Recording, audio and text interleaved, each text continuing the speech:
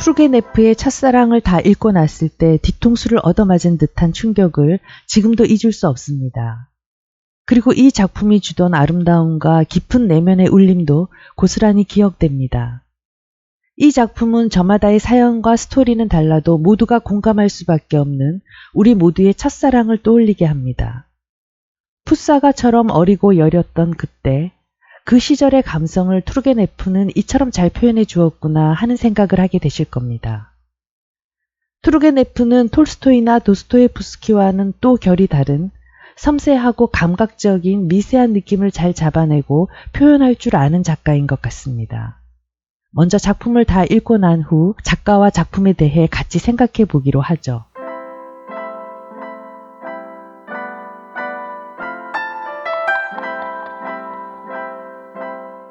손님들은 이미 오래전에 돌아갔다.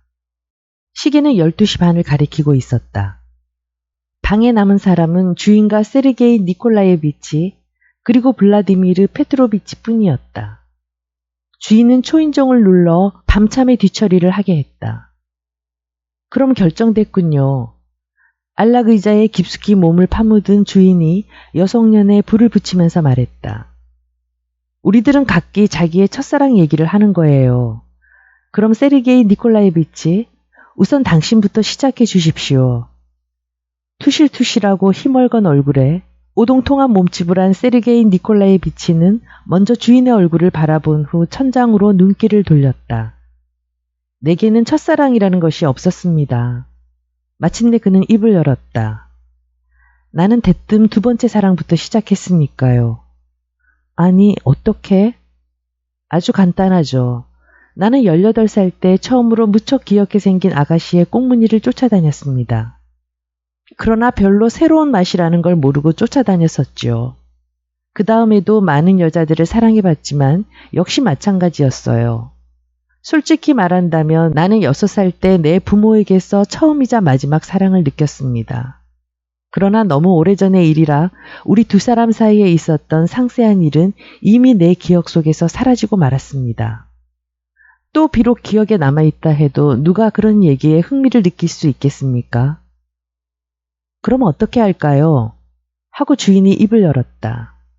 내 첫사랑도 그다지 재미있는 것은 못 됩니다. 나는 지금의 아내인 안나 이바노브나를 알게 될 때까지 아무도 사랑해 본 적이 없었으니까요. 게다가 아내와의 모든 일이 기름칠한 듯 순조롭게 풀렸습니다. 양가의 아버님들 사이에서 혼담이 나오자 우리는 첫눈에 반해서 바로 결혼하고 말았죠. 이런 형편이었으니까 내 이야기는 두서마디로 끝나고 맙니다. 사실 솔직히 말씀드려서 내가 첫사랑 얘기를 끄집어낸 것은 두 분께 기대를 했기 때문입니다. 당신들은 아직 노인이라고는 할 수 없으나 그렇다고 젊다고도 할 수 없는 호라비들이니까요.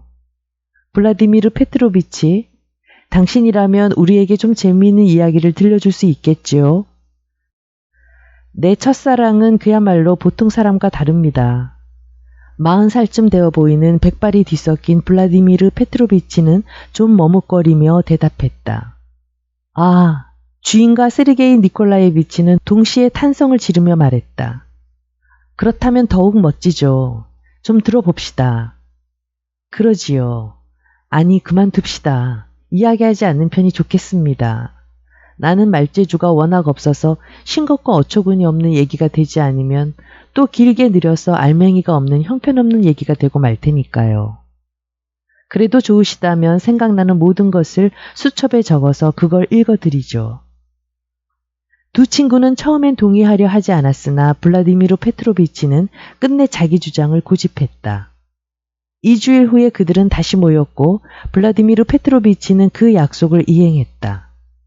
그의 수첩에는 다음과 같은 이야기가 적혀 있었다.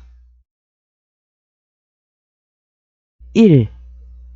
나는 그때 16살로서 1883년 여름의 일이었다. 나는 모스크바에서 양친과 함께 살고 있었다. 양친은 네스크치 누이 공원 맞은편 칼루가 성문 근처에 있는 어느 별장을 세내어 쓰고 있었다. 나는 대학에 들어갈 준비를 하고 있었지만 별로 서두르지 않았고 제대로 공부도 하지 않았다. 아무도 나의 자유를 구속하는 사람은 없었다. 나는 하고 싶은 대로 행동했고 특히 마지막 가정교사와 헤어진 후부터는 제멋대로였다. 그 가정교사는 프랑스인으로 마치 자기가 폭탄처럼 러시아 땅에 떨어졌다는 생각에 사로잡혀서 언제나 마음이 들떠 있었다. 그리고 무서운 표정을 얼굴에 띠고는 날마다 아침부터 저녁까지 침대에서 뒹굴고 있었다. 아버지의 나에 대한 태도는 냉정한 친절에 지나지 않았으며 어머니는 내가 외아들이었음에도 불구하고 나에 대한 관심이 거의 없다고 해도 과언이 아니었다. 어머니에게는 다른 근심이 있었기 때문이다. 아버지는 아직도 젊고 빼어난 미남이었는데 자기보다 10살이나 위인 어머니와는 재산 때문에 결혼을 했다. 나의 어머니는 슬픔 속에서 나날을 보내고 있었다. 다시 말해서 언제나 흥분하거나 질투를 하거나 화가 나 있었다. 그러나 아버지 앞에서만은 그런 내색을 나타내지 못했다. 어머니는 아버지를 몹시 두려워하고 있었고 아버지는 아버지대로 엄격하고 냉정하며 언제나 거리를 두는 태도를 취하고 있었다. 나는 그토록 침착하고 자존심이 강하고 유아독전적인 남자를 본 적이 없었다. 이 별장에서 보낸 처음 몇 주일을 나는 언제까지나 잊지 못할 것이다. 맑고 화창한 날씨가 계속되었다. 우리는 5월 9일 바로 성 니콜라이 축일에 시내에서 이곳으로 이사를 온 것이었다. 나는 산책을 했다. 별장 정원이나 네스크치누이 공원을 거닐기도 하고 어떤 때는 성문 밖으로 나가기도 했다. 그럴 때면 언제나 무슨 책, 이를테면 러시아 역사가 카이다노프의 교과서 등을 가지고 갔지만 그것을 펼치는 일이란 거의 없었고 그보다는 많이 외고 있었던 시들을 소리내어 읊는 일이 더 많았다. 몸속에서는 피가 용수듬치고 가슴은 두근거렸다. 그건 정말 달콤하면서도 우스꽝스러운 곳이었다. 나는 줄곧 겁에 질려 무엇인가를 기다렸고 모든 것에 두려움을 느끼면서 끊임없이 그 무엇에 대해 마음의 준비를 하고 있었다.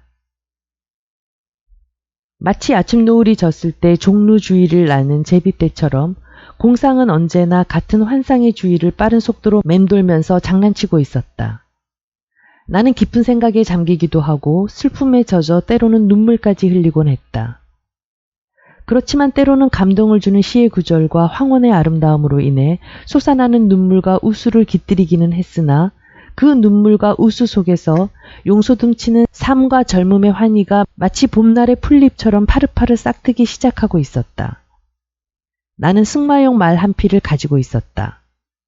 나는 그 말에 손수 안장을 얹고는 혼자서 어디론가 먼 곳으로 나가곤 했다. 그리고 손살같이 말을 달리면서 자신을 무술 경기에 나온 중세의 기사처럼 상상하기도 하고 때로는 하늘을 우러러보면서 그 눈부신 햇빛과 푸른 하늘을 활짝 열어젖힌 가슴으로 들이마시기도 했다. 그때 바람결은 얼마나 즐겁게 내 귓전을 스치고 지나갔던가. 지금 돌이켜보니 여자의 모습이나 여자에 대한 사랑의 환영 같은 것은 거의 한 번도 나의 머릿속에 떠올린 적은 없었던 것 같아.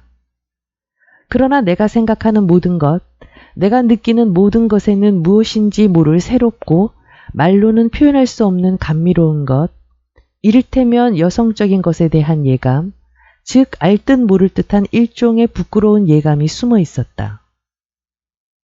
이러한 예감과 기대는 내 온몸 깊숙이 스며들었고 나는 그것을 호흡했다. 또 그것은 피 한 방울 한 방울에까지 스며들어 나의 모든 혈관을 줄다름질 쳤다. 그리고 그것은 곧 실현될 수 있는 운명을 지니고 있었던 것이다. 우리들의 별장은 원주가 여러 개 세워진 목조 건물의 주인집과 두 채의 나지막한 별채로 되어 있었다. 왼쪽에 있는 별채는 값싼 벽지를 만드는 작은 공장이 차지하고 있었다. 나는 여러 번 그곳으로 구경하러 갔었는데 해슥하고 여윈 얼굴에 머리카락이 헝클어지고 기름투성이에 옷을 걸친 바싹 마른 10명 정도의 소녀들이 네모난 인쇄기에 판을 누르는 나무 지렛대 위로 쉴 새 없이 뛰어다니면서 자기들의 연약한 체중으로 여러 가지 벽지에 얼룩무늬를 찍어내고 있었다. 그리고 비어있던 오른쪽 별채에는 다른 사람이 새들어 살고 있었다. 어느 날 5월 9일부터 3주일가량 지났을 때 어떤 가족이 그리로 이사를 온 것이었다. 이 별채 들창의 덧문이 열리고 그 안에는 두 여인의 얼굴이 나타났다. 지금도 생각나지만 바로 그날 점심때 어머니는 하인에게 이웃에 새로 이사온 사람이 누구냐고 물었다. 그 여인이 자세키나 공작 부인이란 말을 듣고 처음에는 그래도 어느 정도 경의를 표하는 말투로 아, 공작 부인이야 하더니 곧 이렇게 덧붙였다. 아마 가난한 공작 부인이겠지. 짐차 세대로 이사 오셨어요. 접시를 공손하게 내밀며 하인이 말했다. 자가용 마차도 없는 것 같고 가구도 보잘것 없더군요. 그래 하고 어머니는 말을 받았다. 하지만 어쨌든 잘 됐어. 아버지가 차가운 눈초리로 힐끗 바라보자 어머니는 곧 입을 다물고 말았다. 사실 자세키나 공작 부인이 부유한 여자일 리는 만무했다. 그녀가 새를 든 별채는 낡고 비좁았으며 게다가 천장이 낮아서 웬만큼 돈푼이나 있는 사람이라면 그런 집에 이사올 생각은 하지 않았을 것이기 때문이었다. 하긴 그때 나는 그런 이야기를 귓전으로 흘려들었다.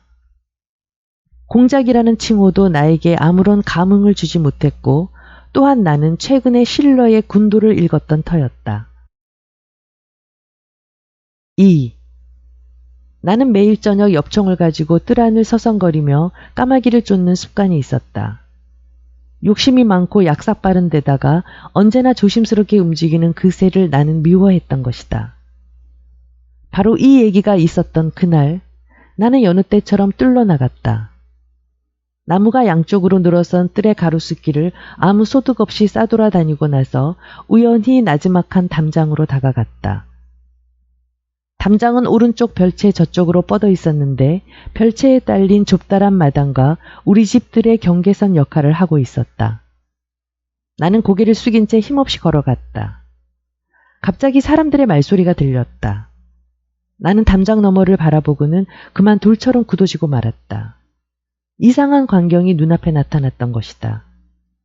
내게서 불과 대여섯 발자국 떨어진 딸기나무 덩굴에 둘러싸인 푸른 풀밭 위에 줄무늬가 있는 장밋빛 옷을 입고 머리에 하얀 모자를 쓴 날씬한 몸매의 키가 큰 아가씨가 서 있었다. 그 주위에는 4명의 청년이 모여 있고 그 처녀는 작은 회색 꽃으로 그들의 이마를 돌아가며 때리고 있었다.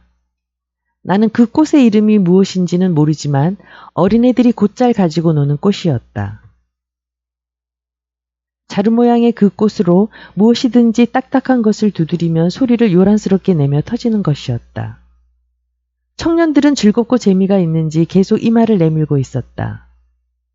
아가씨의 행동에는 그 어떤 말할 수 없는 매력이 풍겼고 명령하는 듯 하면서도 상냥스럽게 어루만져 주는 것 같은 조소하는 듯 하면서도 한편으로는 귀여운 무엇인가가 엿보여서 나는 놀랍고도 만족한 나머지 하마터면 소리를 지를 뻔했다.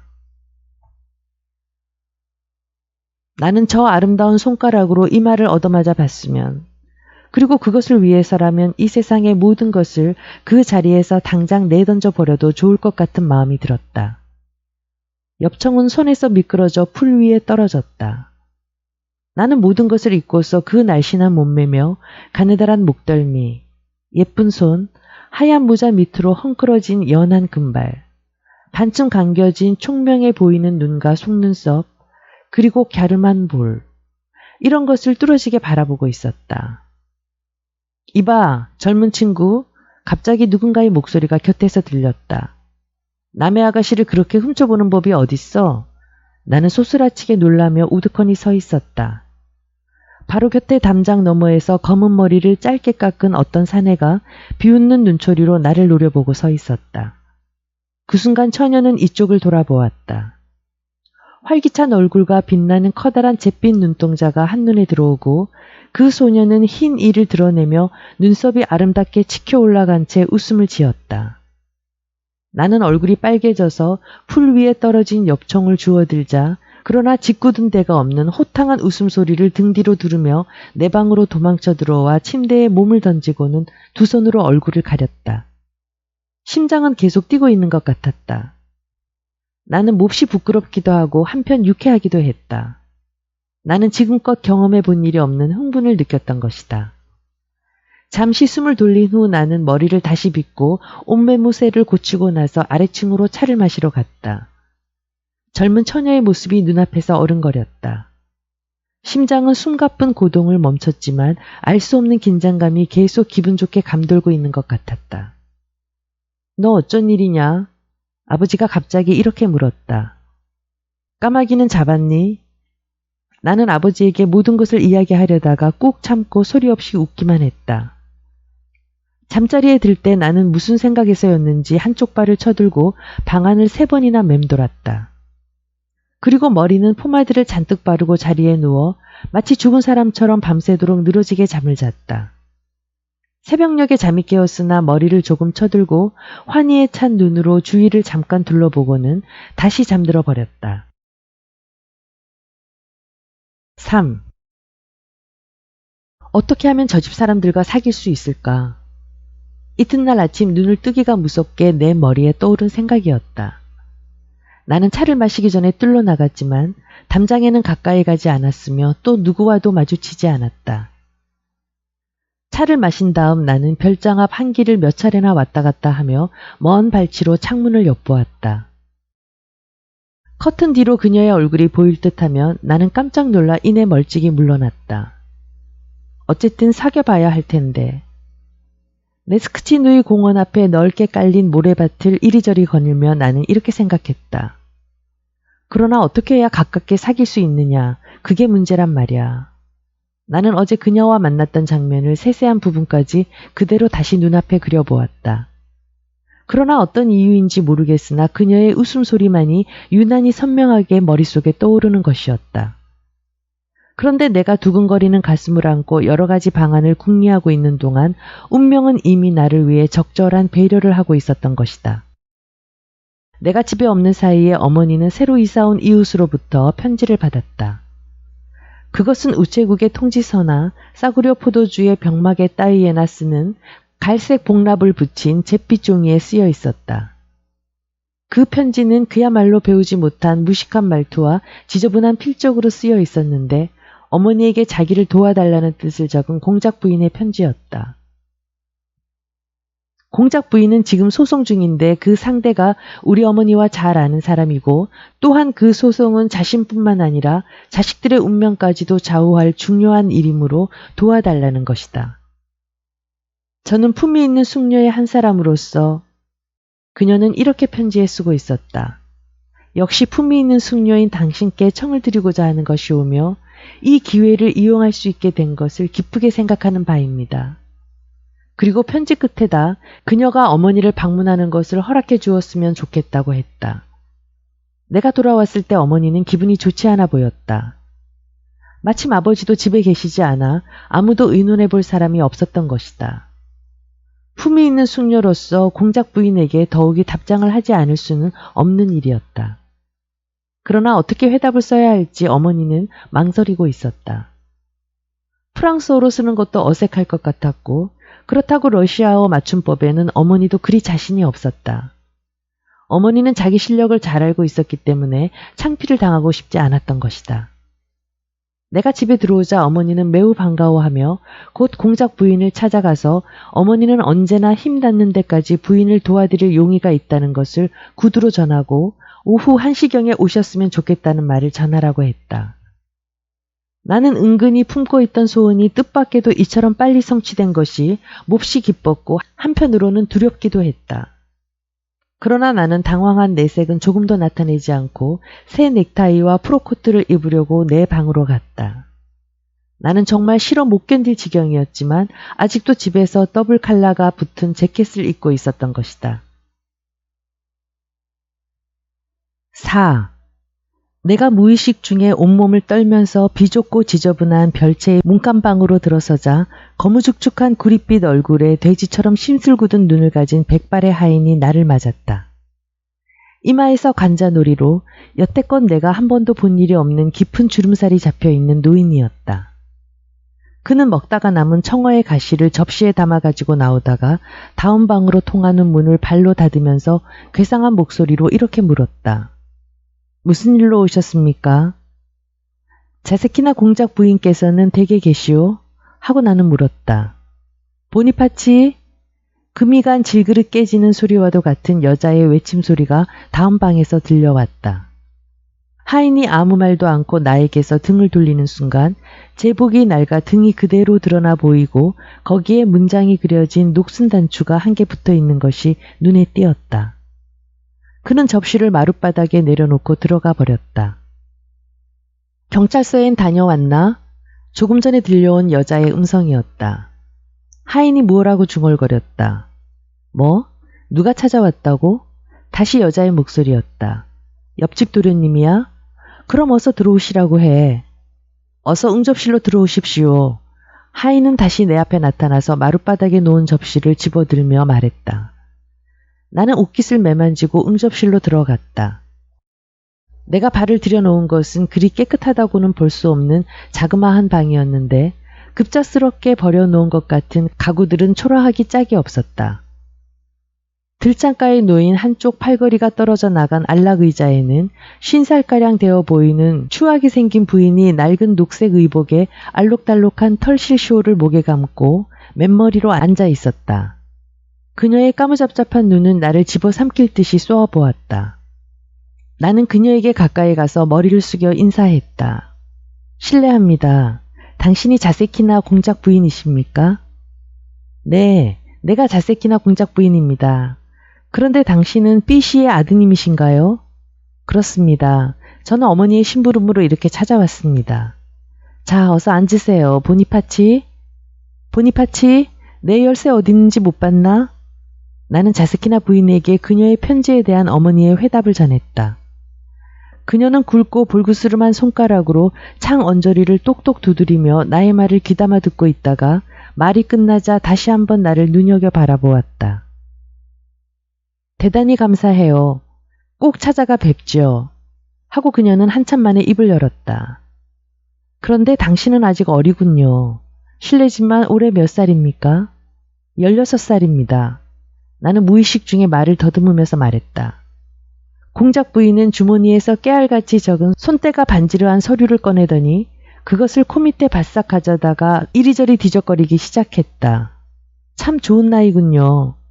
그녀는 의자 위에서 이리저리 몸을 비틀기도 하고 엉덩이를 들썩거리기도 하면서 불쑥 말했다. 뭐 그렇게 격식을 차릴 필요는 없어요. 마음 놓고 편히 앉으세요. 우리 집에선 누구나 허물없이 지내고 있으니까. 나는 너무 지나치게 허물없이 구는구나 라는 생각이 들어서 나도 모르게 혐오감을 느끼며 부인의 볼썽사나운 외모를 샅샅이 살펴보았다. 그 순간 응접실에 붙은 저쪽 방문이 획 열리더니 어제 뜰 안에서 본 아가씨가 문간에 나타났다. 그녀는 한 손을 쳐들어 보이며 엷은 미소를 지었다. 이엔 내 딸이랍니다. 팔꿈치로 아가씨를 가리키며 공작 부인은 말했다.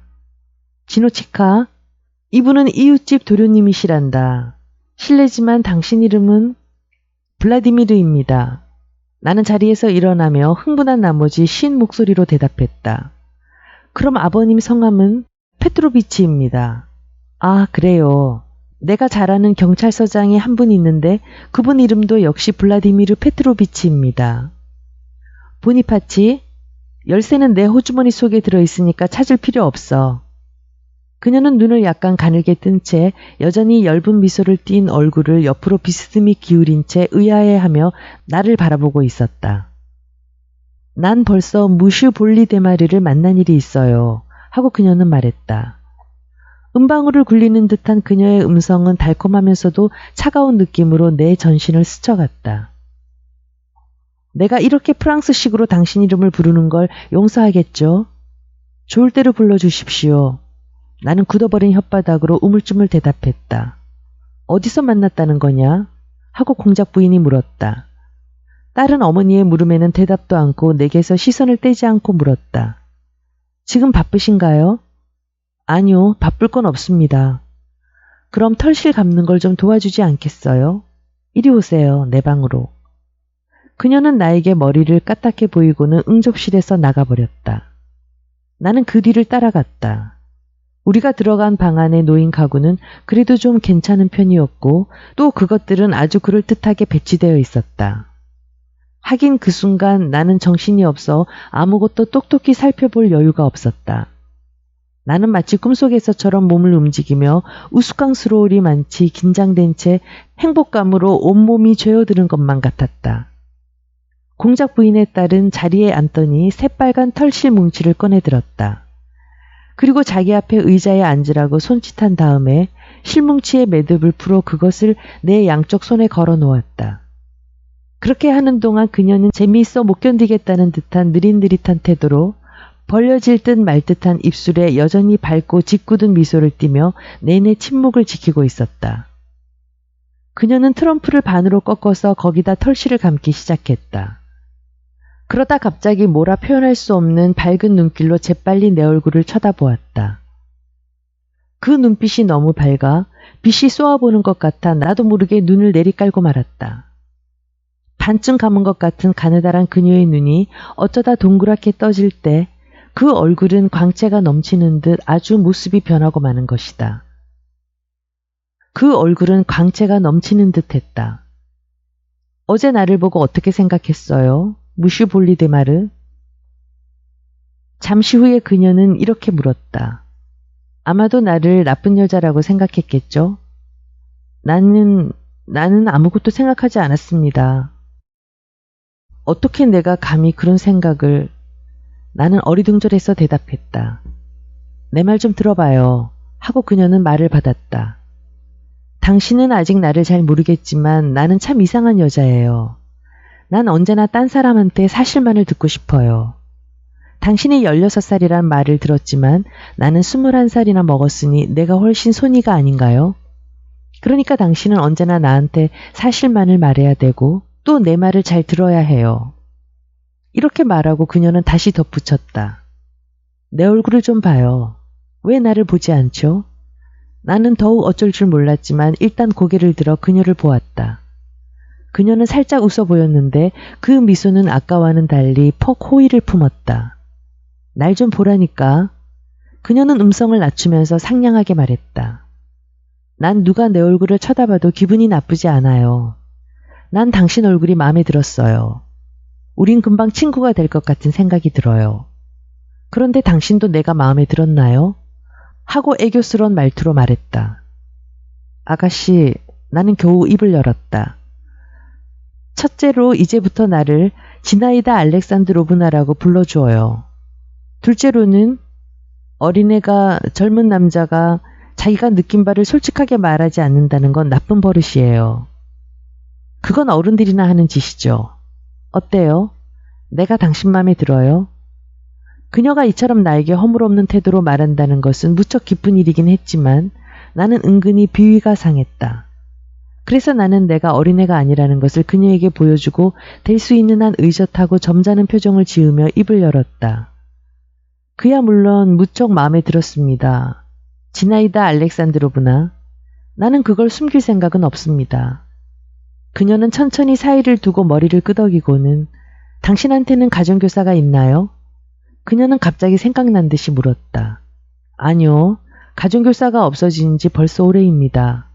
나는 거짓말을 했다. 내가 그 프랑스인과 헤어진 후 아직 한 달도 지나지 않았던 것이다. 아, 그래요. 그럼 이제 어른이 다 된 셈이군요. 하고 그녀는 가볍게 내 손가락을 두드렸다. 손을 똑바로 들어요. 그녀는 열심히 실을 감기 시작했다.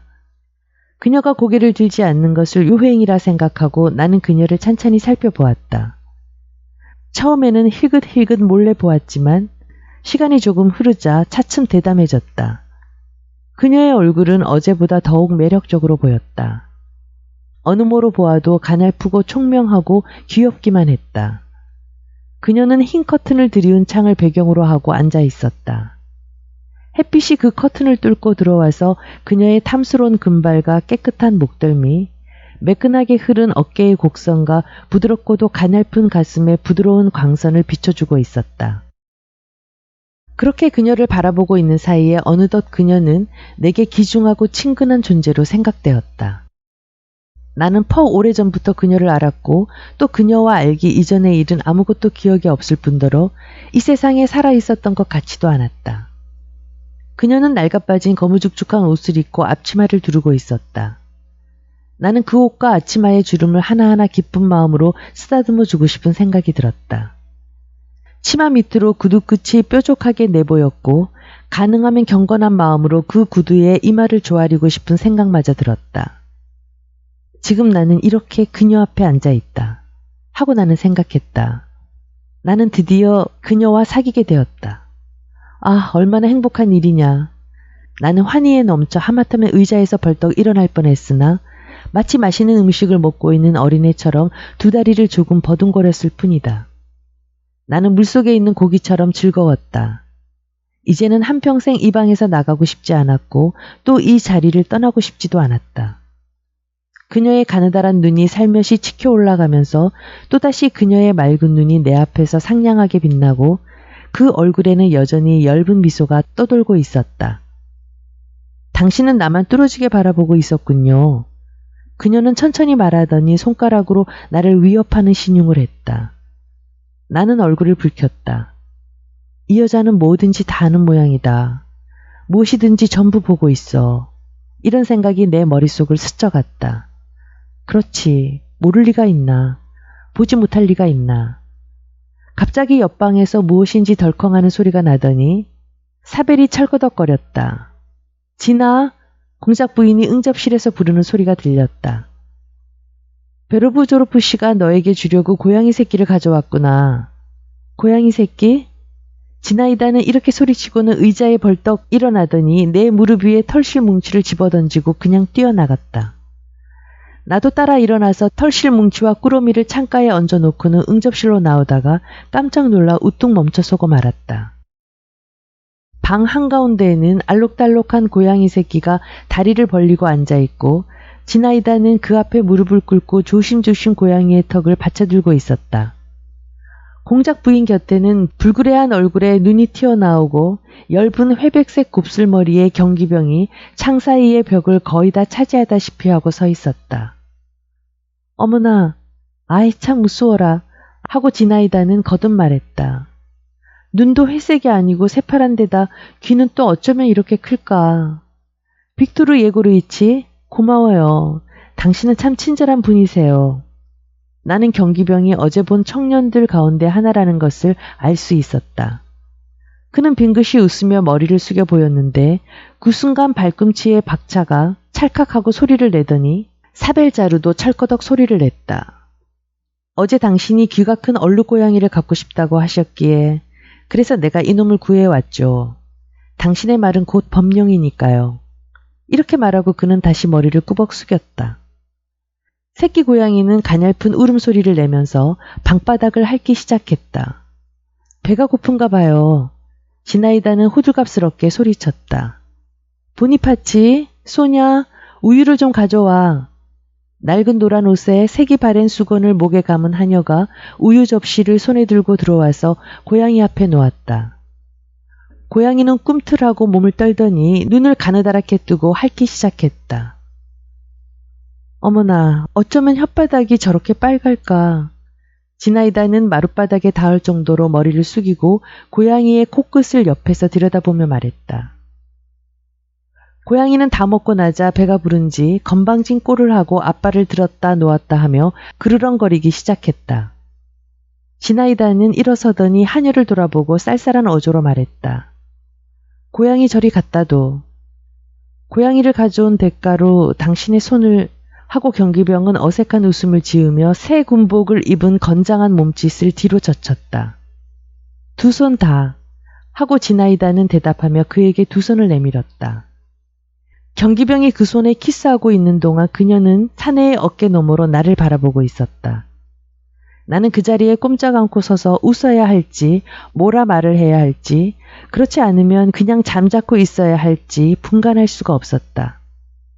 그때 열어 젖혀진 현관문 밖으로 우리 집 하인인 표도르의 모습이 눈에 띄었다. 그는 내게 손짓을 했다. 나는 기계적으로 그에게 걸어갔다. 왜 그래? 하고 나는 물었다. 마님께서 도련님을 불러오라고 해서 왔어요. 하고 그는 말했다. 대답을 들었으면 빨리 들어올 것이지 뭐하고 있느냐고 화를 내고 계십니다. 그렇지만 내가 뭐 그리 오래 있었나? 1시간도 넘었습니다. 1시간이 넘었다고? 나는 엉겹결에 그의 말을 되뇌었다. 그리고 응접실로 돌아와서 인사를 하고 뒷걸음질을 치며 물러나오려고 했다. 어디 가세요? 그녀가 경비병 뒤에서 얼굴을 내밀며 물었다. 이제 집에 가봐야겠어요. 그럼 그렇게 말씀드리겠습니다. 나는 부인을 바라보며 덧붙였다. 부인께서 오후 1시에 저희 집에 오신다고요. 그렇게 전해줘요, 도련님. 공작 부인은 갑작스럽게 담뱃갑을 꺼내더니 어찌나 요란스럽게 냄새를 맡는지 나는 몸소리를 칠 지경이었다. 그럼 그렇게 말씀드려줘요. 부인은 눈물이 글썽한 눈을 껌뻑이며 신음하는 듯한 소리로 거듭 말했다. 나는 다시 한번 인사를 하고 발길을 돌려 밖으로 나왔다. 자신의 뒷모습을 바라보고 있으리라는 것을 느꼈을 때 나이 어린 사람들이 을에 경험하는 그런 멋쩍은 기분을 등에 느끼면서 이거 봐요. 무슈 분리데마르. 자주 놀러와야 해요. 지나이다는 이렇게 소리치고는 또 웃기 시작했다. 저 여자는 뭐 때문에 웃기만 하는 걸까? 아무 말도 않고 시무룩해서 내 뒤를 따라오고 있는 표도루를 거느리고 집으로 돌아오며 나는 생각했다. 어머니는 내게 잔소리를 했다. 그리고 공작 부인 집에서 뭐 하며 그렇게 오래 붙어 있었는지 이상하게 여기는 것 같았다. 나는 어머니에게 아무 대답도 않고 내 방으로 들어가 버렸다. 나는 갑자기 서러워져서 견딜 수가 없었다. 나는 울음이 터지려는 것을 간신히 참았다. 나는 그 경기병에게 질투를 느끼고 있었던 것이다. 5. 공작 부인은 약속대로 어머니를 찾아왔으나 어머니의 환심을 사지는 못했다. 나는 그 자리에서 두 사람의 대화를 듣지는 못했지만 식사할 때 어머니가 아버지에게 말한 바에 의하면 그 자세키나 공작 부인은 지극히 저속한 여자 같다는 것이었다. 그녀는 세르게이 공작에게 교섭해달라고 치근덕거리며 어머니에게 귀찮게 한 모양이었다. 그리고 그녀는 줄곧 그 어떤 소송이며 치사스러운 금전관계의 사건에 관계하고 있는 것으로 보아 아마도 이만저만한 사기꾼이 아닐 것이라고 했다. 그렇지만 어머니는 공작 부인을 딸과 함께 내일 점심에 초대했다는 것이었다. 딸과 함께 라는 말을 듣고 나는 접시에 코를 박을 듯이 고개를 숙였다. 그래도 역시 이웃간이고 이름이 있는 사람인데 모른 척 할 수야 있겠느냐고 어머니는 덧붙였다. 어머니의 말을 듣고 아버지는 그 부인이 누군지 이제야 생각난다고 하며 다음과 같이 말했다. 아버지는 젊었을 때 죽은 자스키나 공작을 잘 알고 있었다. 그 사람은 훌륭한 교육을 받기는 했지만 머릿속에 들어있는 것이 없는 남봉꾼이었고 파리에서 오랫동안 살고 있었기 때문에 사교계에서는 파리장이라고 불리고 있었다. 그는 굉장한 부자였으나 도박으로 전 재산을 탕진한 후 자세한 내막은 잘 알 수 없으나 필경 돈 때문에 어떤 하급 관리의 딸과 결혼했다. 하기는 좀 더 좋은 상대를 고를 수도 있었으련만 하고 아버지는 냉소를 띄었다. 그리고 결혼 후에 투기 사업을 하다 파산한 것이라고 말했다. 제발 돈을 빌려달라는 소리나 하지 말았으면 좋겠는데 하고 어머니가 대화 중에 말했다. 그럴 가능성이 아주 많아. 아버지는 침착한 어조로 말을 받았다. 그 여자가 프랑스어를 할 줄 알던가? 아주 엉망이에요. 잘하든 못하든 뭐 우리한테야 상관 있나. 당신은 딸도 초대했다고 했는데 누구한테 들은 말이지만 아주 예쁜 데다가 상당히 교양 있는 처녀라더군. 그래요? 그럼 어머니를 닮지는 않은 모양이군요. 아버지를 닮지도 않았겠지 하고 아버지는 대답했다. 그 사람은 교육을 받기는 했지만 좀 모자라는 데가 있었어. 어머니는 한숨을 쉬고 생각에 잠겼다. 아버지는 입을 다물었다. 이런 대화가 오가는 동안 나는 몹시 어색한 기분이었다. 식사가 끝난 후 나는 뜰로 나왔지만 총은 두고 나왔다. 나는 자세키나 집들에는 접근하지 않겠다고 마음속으로 맹세했지만 알 수 없는 힘이 나를 그리로 이끌었다. 그런데 그것은 헛되지 않았다. 담장에 기댄 채 가까이 가기도 전에 나는 지나이다를 발견한 것이다. 이번에는 그녀 혼자 두 손에 책을 들고 천천히 샛길을 걷고 있었다. 내가 있는 것도 모르는 눈치였다. 나는 그냥 그녀를 지나칠 뻔했으나 문득 정신을 차리고 헛기침을 했다. 그녀는 돌아다 보았지만 발길을 멈추지 않고 둥그런 밀짚 모자에 늘어진 하늘빛 리본을 한 손으로 젖히며 미소 짓고는 다시 책으로 눈길을 떨구었다. 나는 모자를 벗어들고 잠시 그 자리에 주춤하고 섰다가 무거운 마음을 안고서 발길을 돌렸다. 그녀에게 나의 존재는 무엇일까? 하고 나는 웬일인지 모르겠지만 프랑스어로 생각해 보았다. 그때 귀에 익은 발자국 소리가 뒤에서 들렸다. 뒤를 돌아다 보니 아버지가 언제나처럼 가볍고 빠른 걸음걸이로 이쪽을 향해 걸어오고 있었다. 저 아가씨가 공작의 딸이냐? 하고 아버지가 물었다. 네, 넌 저 아가씨를 아니? 오늘 아침 공작 부인한테 갔다가 만났어요. 아버지는 걸음을 멈추어 선 후 다시 오던 길로 되돌아갔다. 그러고는 그녀가 있는 곳으로 가까이 가서 아버지는 그녀에게 점잖게 머리를 숙여 인사했다. 그녀 역시 인사를 했으나 저기 놀란 얼굴로 책을 든 손을 아래로 내렸다. 나는 그녀의 시선이 옆을 지나가는 아버지에게서 떠나지 않는 것을 보았다. 아버지는 언제나 독특하면서도 고상하고 멋진 옷차림을 하고 있었다. 그러나 아버지의 모습이 이때처럼 멋있게 보인 적은 없었고 그 회색 모자가 알맞게 숱이 빠진 곱슬머리 위에 이때처럼 보기 좋게 얹혀진 적도 없었던 것 같아. 나는 지나이다 쪽으로 가려 했으나 그녀는 나를 거들떠보지도 않고 다시 책을 들여다보며 저쪽으로 가버렸다. 6. 그날 밤과 이튿날 아침 나는 왜 그런지 풀이 죽은 일종의 마비 상태에서 지냈다. 나는 공부라도 해볼 생각으로 카이다노프의 교과서를 손에 들었으나 그 유명한 책의 길고 지루한 글줄이며 책장이 헛되이 눈앞을 어른거릴 뿐 읽혀지지 않았다. 나는 계속해서 10번가량 줄리우스 시저는 군인으로서의 용기가 뛰어난 사람이었다라는 구절을 되풀이해서 읽어보았으나 아무것도 머릿속에 들어오지 않아 책을 던져버리고 말았다. 점심을 먹기 전에 나는 또다시 포마드를 잔뜩 바르고는 프로코트를 입고 넥타이를 맸다. 너 왜 그러니? 하고 어머니가 물었다. 아직 대학생도 아니고 더군다나 시험에 합격될지 어떨지도 모르면서 재킷을 맞춰준 지가 며칠 되지도 않았는데 벌써 그걸 벗어던질 작정이냐? 손님이 오신다고 했잖아요. 나는 거의 절망에 찬 음성으로 낮게 말했다. 바보 같은 소리 작작해. 손님은 무슨 손님이냐. 나는 어머니의 말에 순종하는 수밖에 없었다. 하는 수 없이 프로코트를 재킷으로 바꿔 입었지만 넥타이만은 풀지 않았다. 공작 부인 모녀는 식사하기 30분 전에 나타났다. 부인은 이미 내 눈에 익은 노란 쇼를 걸치고 새빨간 리본이 달린 구식 실내 모자를 쓰고 있었다. 그녀는 다짜고짜 수표 얘기를 꺼내더니 한숨을 섞어가며 자신의 가난한 처지를 호소하기 시작했다. 그리고는 조금도 체면을 차리지 않고 치근덕거리며 애걸하는 것이었다. 그녀는 자기 집에서처럼 요란스럽게 담배를 코에 갖다 대고 냄새를 맡으며 의자에서 제멋대로 몸을 이리저리 돌리고 엉덩이를 들썩거렸다. 그녀는 자기가 공작 부인이라는 것을 조금도 염두에 두지 않는 것 같았다. 그 대신 지나이다는 그야말로 공작의 딸답게 거의 거만할 정도로 위신을 지키고 있었다. 그 얼굴에는 냉정하고도 엄숙한 표정이 깃들여 움직일 줄 몰랐다. 그녀의 이런 새로운 표정도 아름답게 보이기는 했으나 나는 그녀가 아주 다른 사람처럼 보였고 어제와 같은 그런 눈길과 미소는 전혀 찾아볼 수 없었다. 그녀는 하늘색 당초 무늬가 찍혀있는 얇은 비단 옷을 입고 머리는 영국식으로 길게 따서 양쪽 볼 위로 늘어뜨리고 있었다. 이 머리 모양은 그녀의 차가운 얼굴 표정과 잘 어울렸다.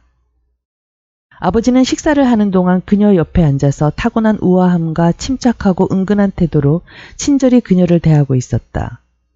그러면서 이따금 그녀의 얼굴을 힐끔힐끔 바라보았다.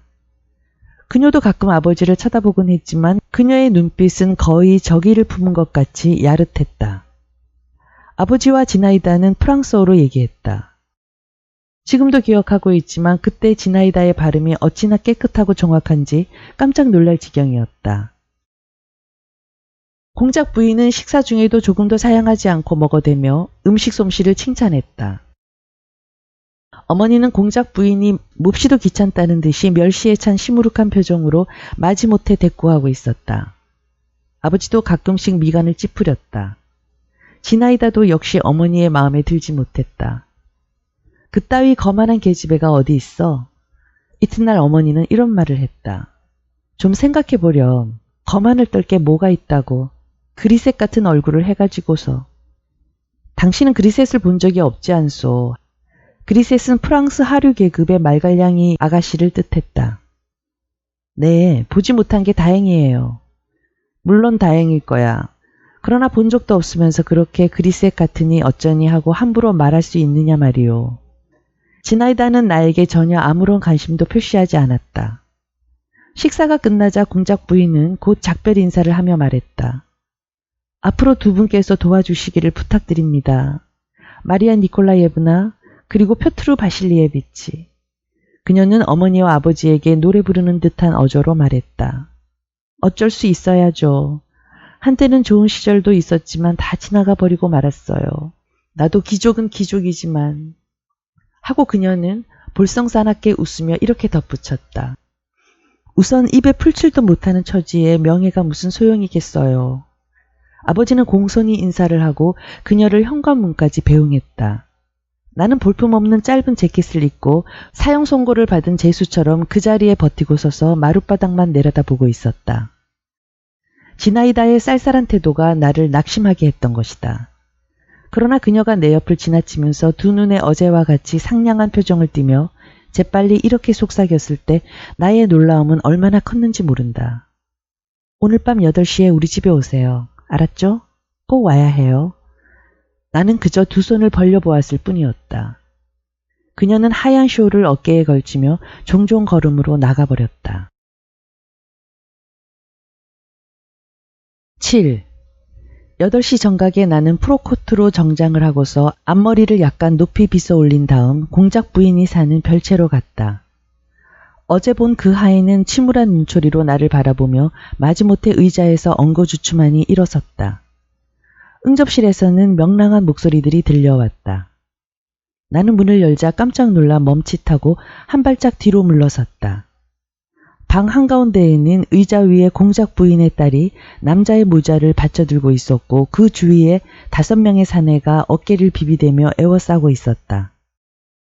그들은 모자에 손을 집어넣으려고 발돋움을 하고 있었으나 그녀는 모자를 더욱 높이 들어올려 힘껏 흔들어대고 있었다. 나를 발견하자 그녀는 소리를 질렀다. 잠깐만 기다려요. 잠깐만. 새 손님이 왔으니까. 저 사람한테도 패를 줘야 하니까요. 자, 어서 들어오세요. 왜 그렇게 멍청이 서 있어요? 여러분, 소개합니다. 이분은 옆집 도련님인 무슈 볼리데마르예요. 그리고 그녀는 나에게 손님들을 차례로 소개했다. 말레프스키 백작, 다음은 의사선생인 루신, 시인인 마이다노프, 예비역 대위인 닐마츠키, 그리고 경기병 베로브조로프. 이분은 만나뵌 일이 있죠. 서로 사이좋게 지내길 바래요. 나는 몹시 어리둥절해 누구 한 사람에게도 제대로 인사를 하지 못했다. 루신이라는 의사는 엊그제 뜰에서 나에게 사정없이 무안을 준 바로 그 까무잡잡한 친구라는 것을 알아차렸지만 그 밖의 사람들은 초면이었다. 백작? 하고 지나이다는 말을 이었다. 무슈 볼리데마르한테 패를 만들어줘요. 그건 불공평합니다. 백작은 약간 폴란드 사투리가 섞인 말투로 반대했다.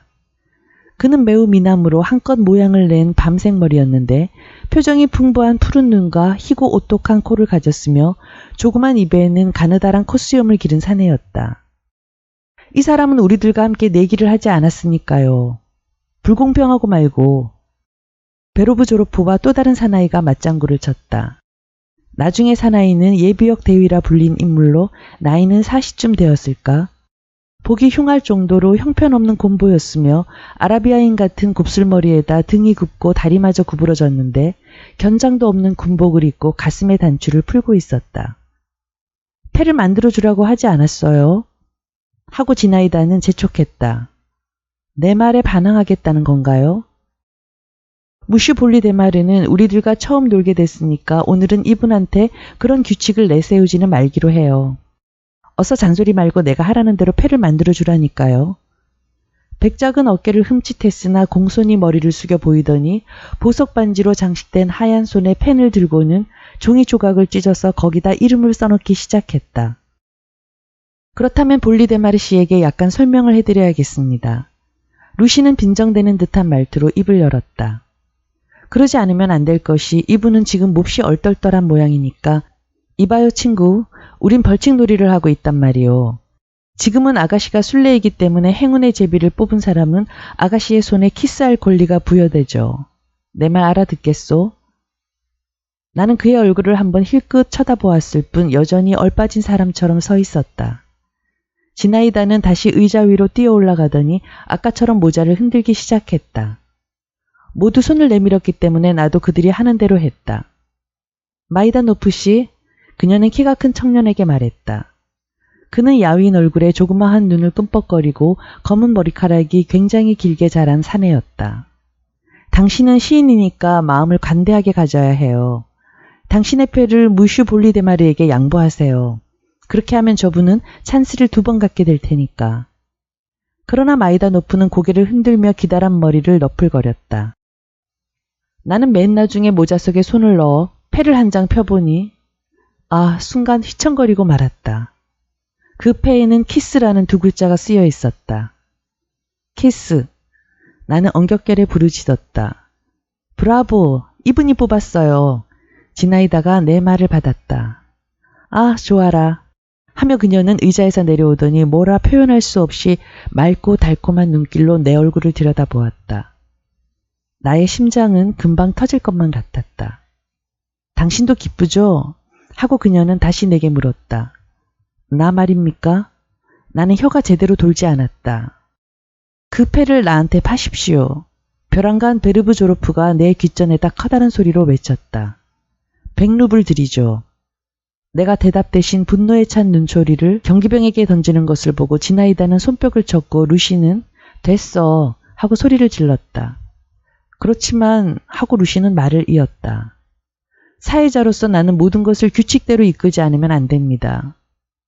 무시 볼리데마르, 한쪽 무릎을 꿇고 앉으시오. 우리들 사이에선 그렇게 하기로 되어 있으니까요. 지나이다는 내 앞에 서서 나의 거동을 자세히 보려는 듯 고개를 옆으로 갸우뚱하며 한 손을 내밀었다. 나는 눈앞이 캄캄했다. 왼쪽 무릎을 털썩 꿇고는 지나이다의 손가락에 몹시도 서투르게 입술을 갖다 댔기 때문에 코가 그녀의 손톱에 걸려 가벼운 상처까지 나고 말았다. 그만! 하고 루신이 소리치며 나를 부축해 일으켰다. 벌칙놀이는 계속되었다. 지나이다는 나를 자기 곁에 앉게 했다. 그녀는 정말 신기하리만큼 사내들을 골탕 먹이는 벌을 여러 가지로 생각해내는 것이었다. 한 번은 그녀가 입상을 해보일 그때 그녀는 못생긴 닐마츠키를 발판으로 선택하여 그에게 무릎을 꿇고 엎드려 얼굴을 가슴에 대고 있으라고 명령했다. 웃음소리가 터져나와 한참 동안 멎을 줄을 몰랐다. 예의범절을 엄격히 따지는 지주 집안에서 자라 딴 사회와 격리되어 고지식한 교육을 받은 나는 이렇게 떠들썩하고 거의 난폭하리만큼 스스럼 없는 들뜬 분위기와 지금까지 경험한 바 없는 사람들을 대하게 되자 굉장히 흥분해버리고 말았다. 나는 마치 술 취한 사람 같았다. 나는 딴 사람보다도 더 큰 소리로 웃고 떠들기도 했기 때문에 옆방에서 듣고 있던 늙은 공작 부인까지도 나를 보러 일부러 왔을 정도였다. 부인은 무슨 의논할 일 때문에 이벨스키 성문 근처에서 불러온 어떤 하급관리와 옆방에서 이야기를 하고 있었던 것이다. 그러나 나는 더없이 행복감에 취해 있었으므로 누가 나를 비웃든 경멸의 눈으로 흘겨보든 그런 건 조금도 생각하지 않았다. 지나이다는 계속해서 나에게 우선권을 주어 나를 자기 곁에서 놓아주지 않았다. 무슨 벌인가 받게 되었을 때 나는 그녀와 나란히 붙어 앉아서 얇은 비단 쇼를 함께 뒤집어 써야 할 난처할 처지도 있었다. 나는 그녀에게 자기의 비밀을 고백해야 한다는 것이었다. 지금도 기억하고 있지만 우리 두 사람의 머리가 갑자기 부드러운 반쯤 투명하고 향긋한 안개에 쌓여졌는데 이 안개 속에서 그녀의 눈은 아주 가까운 곳에서 부드럽게 빛났고 방긋 벌려진 입술은 뜨거운 입김을 내뿜었으며 흰 이가 드러나 보였다. 그리고 헝클어진 그녀의 머리카락은 내 얼굴을 간지럽히며 화끈거리게 했다. 나는 잠자코 있었다. 그녀는 얄미울 정도로 신비스럽기도 하고 깜찍하게 보이기도 하는 야릇한 미소를 띠고 있다가 드디어 속삭였다. 어때요? 네? 나는 그 말에 얼굴을 붉히며 외면하고 말았다. 그리고 숨 쉬는 것조차 조심스러웠다. 놀이도 실증이 났다. 우리는 줄 돌리기를 시작하였다. 아, 내가 그만 멍청이 있다가 술래가 된 지나이다한테 따끔하게 손가락을 얻어맞았을 때 나는 얼마나 황홀한 기쁨을 느꼈던가. 그 다음부터 나는 일부러 멍청한 꼴을 하고 있었지만 그녀는 나를 마음 졸이게 하려는 듯 앞으로 내놓은 나의 손을 건드리려고도 하지 않았다. 그러나 그날 저녁 우리들의 장난은 그 정도로 끝난 것이 아니었다. 우리는 피아노도 치고 노래도 하고 춤도 추고 또 집시 흉내도 냈다. 닐마츠키를 곰으로 가장시키고 소금물까지 먹였다. 말레프스키 백작은 트럼프로 여러 가지 재주를 보여주고는 그 트럼프를 전부 뒤섞더니 휘스트의 끝수가 높은 트럼프장을 몽땅 자기한테 오게 했다. 거기에 대해 루시는 그에게 찬사를 드리는 영광을 가졌다. 마이다노프는 자기가 지은 살인자라는 장시의 구절을 낭독했다. 그건 로맨티시즘의 전성기에서 취재한 것이다. 그는 검정 표지에 붉은 표제를 박아서 출판할 것이라고 했다. 그 다음 우리는 이벨스키 성문에서 온 관리의 무릎 위에서 모자를 훔쳐다가 모자를 돌려준다는 조건으로 그로 하여금 카자흐 춤을 추게 했고 보니파치 영감에게 여자의 모자를 씌우기도 하고 또 지나이다가 남자 모자를 뒤집어 쓰기도 하고 우리들의 장난은 일일이 헤아릴 수도 없을 정도였다. 다만 베로브 졸업 후 한 사람만은 화난 것처럼 얼굴을 찌푸리고 줄곧 구석에 처박혀 있었는데 이따금 시뻘겋게 충혈된 눈으로 금방이라도 우리에게 덤벼들어 나무 조각을 이리저리 집어 던질 듯한 시퍼런 서슬을 보였으나 지나이다가 한번 노려보며 손가락으로 위협하는 신용을 하기만 하면 다시 쑥 기어들어가고 마는 것이었다. 마침내 우리들은 지쳐버렸다. 공작 부인은 그녀 자신이 말하듯 아주 너그러운 성미여서 아무리 떠들어대도 싫은 내색을 하지 않는 여자였지만 그래도 역시 피로를 느꼈던지 좀 누워야겠다고 말했다. 밤참이라고 나왔는데 그것은 오래되어 굳은 치즈 조각과 햄을 다져 넣은 다 식어 빠진 괴상한 고기만두 뿐이었다. 그러나 나는 그것이 어떤 파이보다 더 맛있는 것 같았다. 포도주는 겨우 한 병밖에 나오지 않았는데 그나마 마개 부분이 부풀어 오른 거무죽죽한 것으로 그 속에 든 포도주도 붉은 물감 냄새가 났다. 나는 녹초가 되어 정신이 몽롱하리만큼 행복감을 느끼면서 별채에서 나왔다. 헤어질 때 지나이다는 내 손을 꼭 잡고 뜻모를 미소를 지었다. 무겁고 축축한 공기가 나의 상기된 얼굴을 스쳤다. 소나기라도 한바탕 퍼부으려는 것 같은 날씨였다. 검은 비구름이 뭉게뭉게 피어나서 윤곽이 연기처럼 변하여 순식간에 하늘을 덮고 있었다. 한 줄기 바람이 우중충한 나무 사이에 불안하게 몸부림치고 어딘지 먼 지평선 저쪽에서는 천둥 소리가 성난 듯이 우르릉거렸다. 나는 뒷문으로 해서 내 방으로 들어갔다. 나의 몸종이 마룻바닥에서 자고 있었으므로 나는 그의 몸을 타고 넘어가지 않을 수 없었다. 하인은 잠에서 깨어 나를 보더니 어머님이 또 화를 내시며 나를 부르러 보내려는 것을 아버님이 말리셨다고 이야기했다. 나는 잠자리에 들기 전에 반드시 어머니에게 편히 주무시라는 인사를 하고 축복을 받기로 되어 있었다. 그렇지만 하는 수 없었다. 나는 하인에게 옷은 내 손으로 갈아입겠다고 말하고 촛불을 껐다. 그러나 나는 옷을 갈아입지도 않고 자리에 눕지도 않았다. 나는 마치 마술에 걸린 것처럼 오랫동안 넋을 잃고 의자에 앉아 있었다. 내가 느끼고 맛본 것은 실로 새롭고 감미로운 것이었다. 나는 주위에 눈망울을 굴리는 듯 마는 듯 꼼짝도 않고 앉아서 조용히 숨을 쉬고 있었다. 그리고 이따금 오늘 저녁의 일을 생각하고 소리 없이 웃기도 하고 또 때로는 내가 사랑에 빠졌나 보다. 이것이 다름 아닌 연애라는 거구나 라고 생각하면 마음속이 섬뜩해지는 것이었다. 지나이다의 얼굴이 눈앞에 어둠 속에서 조용히 떠올랐다. 그리고 언제까지나 사라지지 않고 어둠 속을 떠돌고 있었다. 그 입술은 여전히 뜻모를 미소를 지었고 그 눈은 약간 엇비슷하게 무엇을 묻고 있는 듯이 혹은 깊은 생각에 잠긴 듯이 상냥하게 나를 바라보고 있었다. 바로 그녀와 헤어지던 순간과 꼭 같은 그런 눈길이었다. 드디어 나는 의자에서 일어나 뒤꿈치를 들고 침대로 다가가서 옷도 갈아입지 않고 조심조심 베개에 머리를 얹었다. 마치 거친 동작으로 마음속에 충만한 감정을 쫓아버리게 될까봐 걱정하는 것처럼. 자리에 누워서도 나는 눈을 감지 않았다. 얼마 안 있어 무엇인가 희미한 불빛이 방 안으로 끊임없이 비쳤다가는 꺼지고 또다시 비쳤다가는 꺼지곤 하는 것을 알았다. 나는 반쯤 몸을 일으켜 창을 바라보았다. 창의 창살이 신비롭고도 희미하게 밝아오는 유리 위에 뚜렷이 떠올랐다. 네우로구나 하고 나는 생각했다. 확실히 네우였다. 그러나 어딘지 아주 먼 곳에서 오고 있는지 천둥 소리조차 들리지 않았다. 다만 무수히 가지가 뻗은 것 같은 커다란 번개가 쉴 새 없이 먼 하늘에서 희미하게 번쩍이고 있을 뿐이었다. 그것은 번쩍거린다기보다는 차라리 죽어가고 있는 새의 날개죽지가 꿈틀꿈틀 떨고 있는 것과도 같았다. 나는 자리에서 일어나 창가로 다가가 그대로 아침까지 서 있었다. 번개는 잠시도 멎지 않았다. 그날 밤은 사람들이 흔히 말하는 밤이 가장 짧을 때인 이른바 참새의 밤이었다.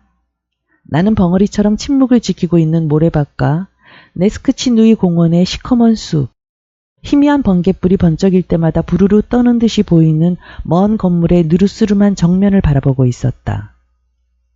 나는 시선을 다른 데로 돌릴 수 없었다. 소리도 없는 번갯불, 그 사양하는 듯한 희미한 섬광은 흡사 내 심중에 남몰래 타오르고 있는 말없는 충동에 호응하는 듯했다. 날이 밝아오기 시작했다. 아침 노을이 여기저기 진분홍 반점을 뿌리고 있었다. 해돋이가 가까워지자 번개도 차츰 빛을 잇고 기다랗던 섬광도 짧아져 갔다. 그 가냘픈 전율도 점점 줄어들고 드디어 떠오르는 태양의 분명하고 찬란한 햇빛 속으로 빠져들어가 사라져 버렸다. 내 마음속의 번갯불도 사라졌다. 나는 말할 수 없는 피로감과 적막감을 느꼈으나 지나이다의 자태는 승리의 개가를 부르며 여전히 내 마음속에서 떠날 줄을 몰랐다. 다만 그 자태도 이제는 침착해진 듯이 보였다. 그것은 연못가의 풀숲으로부터 물 가운데로 나온 백조처럼 자기를 에워싸고 있던 보기 흉한 주위로부터 떨어져 나온 것 같은 느낌이었다. 그래서 나는 잠을 청하기 전에 신뢰와 존경에 찬 마음으로 다시 한번 그녀의 모습에 작별의 키스를 했다. 오, 잠에서 깨어난 영혼의 조용한 정감이여. 그 상냥스런 울림이여. 그 아름다움과 그윽함이여. 첫사랑의 감격과 나의 기쁨이여. 그것들은 어디 있는가? 아, 지금은 어디 있는가? 8. 이튿날 아침 차를 마시러 아래층에 내려갔을 때 어머니는 내게 꾸중을 하셨다. 그러나 생각하고 있는 정도는 아니었지만 어젯밤 무엇을 하고 놀았는지 말해보라고 하셨다. 나는 자세한 부분을 생략하고 전체적으로 보아 매우 단순한 느낌을 주도록 애쓰며 간단히 대답했다. 어쨌든 그 사람들은 점잖은 사람들이 아니야 하고 어머니는 단호하게 말했다. 그러니까 그런 집에 드나들지 말고 시험 준비나 열심히 해. 내 시험 공부에 대해 어머니의 배려가 겨우 이런 말 몇 마디에 지나지 않는다는 것을 알고 있었기 때문에 거기에 대해 대꾸할 필요는 없다고 생각했다. 그러나 차를 마시고 난 후 아버지는 내 팔을 붙잡고 함께 뜰로 나와 내가 자색힌 내 집에서 본 것을 모두 얘기하게 했다. 아버지는 나에게 기묘한 가마력을 주고 있었고 아버지와 나와의 관계도 기묘한 데가 있었다. 아버지는 나의 교육 문제에는 거의 관여하지 않지만 그렇다고 나를 무시한 일은 한 번도 없었다. 어디까지나 나의 자유를 존중해 주었을 뿐 아니라 이런 표현을 할 수 있을지 모르겠지만 아버지는 내게 겸손하게까지 했다. 단지 나를 자기 곁에 그다지 가까이 오지 못하게 할 뿐이었다. 나는 아버지를 좋아했고 또 아버지에게 매혹되어 있었다. 내 눈에는 아버지가 남성으로서의 전형적인 인물로 보였던 것이다. 만일 아버지의 손이 나를 멀리하고 있다는 것을 부단히 마음속에 느끼고 있지 않았던들 나는 얼마나 열정적으로 그를 따르며 사랑했을는지 모른다. 그 대신 마음이 내킬 때면 아버지는 불과 한마디의 말이나 손짓 하나로 순식간에 한없는 신뢰감을 내 마음속에 불러일으킬 수 있었다. 그러면 내 영혼의 문은 열린다. 나는 총명한 친구나 관대한 스승을 대하는 것처럼 아버지를 상대로 열심히 짓거려댄다. 그러다가 이내 아버지는 다시 나에게 냉정해지고 또다시 아버지의 손이 나를 떠밀어버리고 마는 것이다. 그 손길은 부드럽고 상냥스러웠지만 그래도 어쨌든 나를 떠밀어내는 손길임에는 틀림이 없었다. 아버지는 이따금 기분이 몹시 쾌활해질 때가 있었는데 그럴 때면 그는 마치 어린애처럼 나와 함께 장난을 치고 뛰놀기를 사양하지 않았다. 아버지는 대체로 격렬한 육체 운동이라면 무엇이든 좋아했다. 언젠가 한번 아버지는 뭐라 말할 수 없으리만큼 정말로 다정하게 나를 귀여워해 준 일이 있었다. 나는 그때 하마터면 울음을 터뜨릴 뻔했다. 그러나 그 들뜬 기분도 상냥함도 순식간에 흔적조차 사라져서 조금 전에 두 사람 사이에 일어났던 일은 미래에 대한 아무런 희망도 기약할 수 없는 것이 되어버리고 만다. 나는 마치 꿈을 꾸고 있었던 것처럼 허전함을 느끼는 것이었다. 나는 곧잘 아버지의 현명한 처세와 깨끗하고 반듯한 얼굴을 들여다보면서 가슴이 울렁거리고 나의 몸과 마음이 송두리째 그에게 휩쓸려 가는 것을 느끼게 된다. 아버지는 내 마음속을 빤히 들여다보고 있는 듯 옆을 지나는 길에 내 뺨을 가볍게 두드리면 그뿐 그냥 훌쩍 저쪽으로 가버리든가 무슨 일을 시작하든가 그렇지 않으면 그에게만 볼 수 있는 일종의 독특한 태도로 금방 얼음덩어리처럼 굳어져 버리는 것이다. 그러면 나도 그만 위축된 채 얼어붙고 만다. 어쩌다 한 번씩 나타나는 나에 대한 아버지의 애정의 발현은 입 밖에 내지는 않더라도 첫눈에 알아차릴 수 있는 나의 애원의 힘으로 불러일으켜지는 것은 절대로 아니었다. 그것은 언제나 예기치 않았던 때 갑자기 나타난 것이다. 아버지의 성격에 대해 후에 여러 가지로 생각해 본 끝에 아버지는 나나 가정생활 같은 데 붙잡혀 있을 정신적 여유가 없었던 것이다. 그는 좀 더 다른 것을 사랑하고 있었고 또 그 다른 것에 완전히 빠져 있었던 것이다. 자기 힘이 미치는 것은 자기가 차지해야지 다른 사람 손에 넘겨줘선 안 돼. 그리고 자기는 자기 자신의 것이어야 해. 여기에 인생의 온갖 묘미가 있는 거야. 하고 아버지는 언젠가 내게 말한 적이 있었다. 또 언젠가 나는 젊은 민주주의자의 견지에서 아버지와 자유에 대해 토론한 일이 있었다. 그날의 아버지는 상냥하셨다. 그런 때는 그에게 무슨 말이든 짓거릴 수 있었다. 자유라. 그는 입을 열었다. 하지만 인간에게 자유를 가져다 주는 것이 무엇인가? 넌 그게 뭔지 아니? 뭐죠? 의지야. 자기 자신의 의지란 말이야. 그것은 자유보다도 귀중한 권력을 인간에게 주지. 원하기만 한다면 자유를 얻을 수도 있고 또 권력을 갖고 명령을 내릴 수도 있어. 아버지는 무엇보다도 먼저 삶을 향유하려고 했다. 어쩌면 그때 아버지는 자기가 오래오래 인생의 묘미를 맛볼 수 없다는 것을 미리 예감하고 있었을는지도 모른다. 사실 아버지는 42살이라는 나이에 세상을 하직하고 말았다. 나는 자스킨의 집을 방문했을 때의 자초지종을 아버지에게 자세히 말씀드렸다.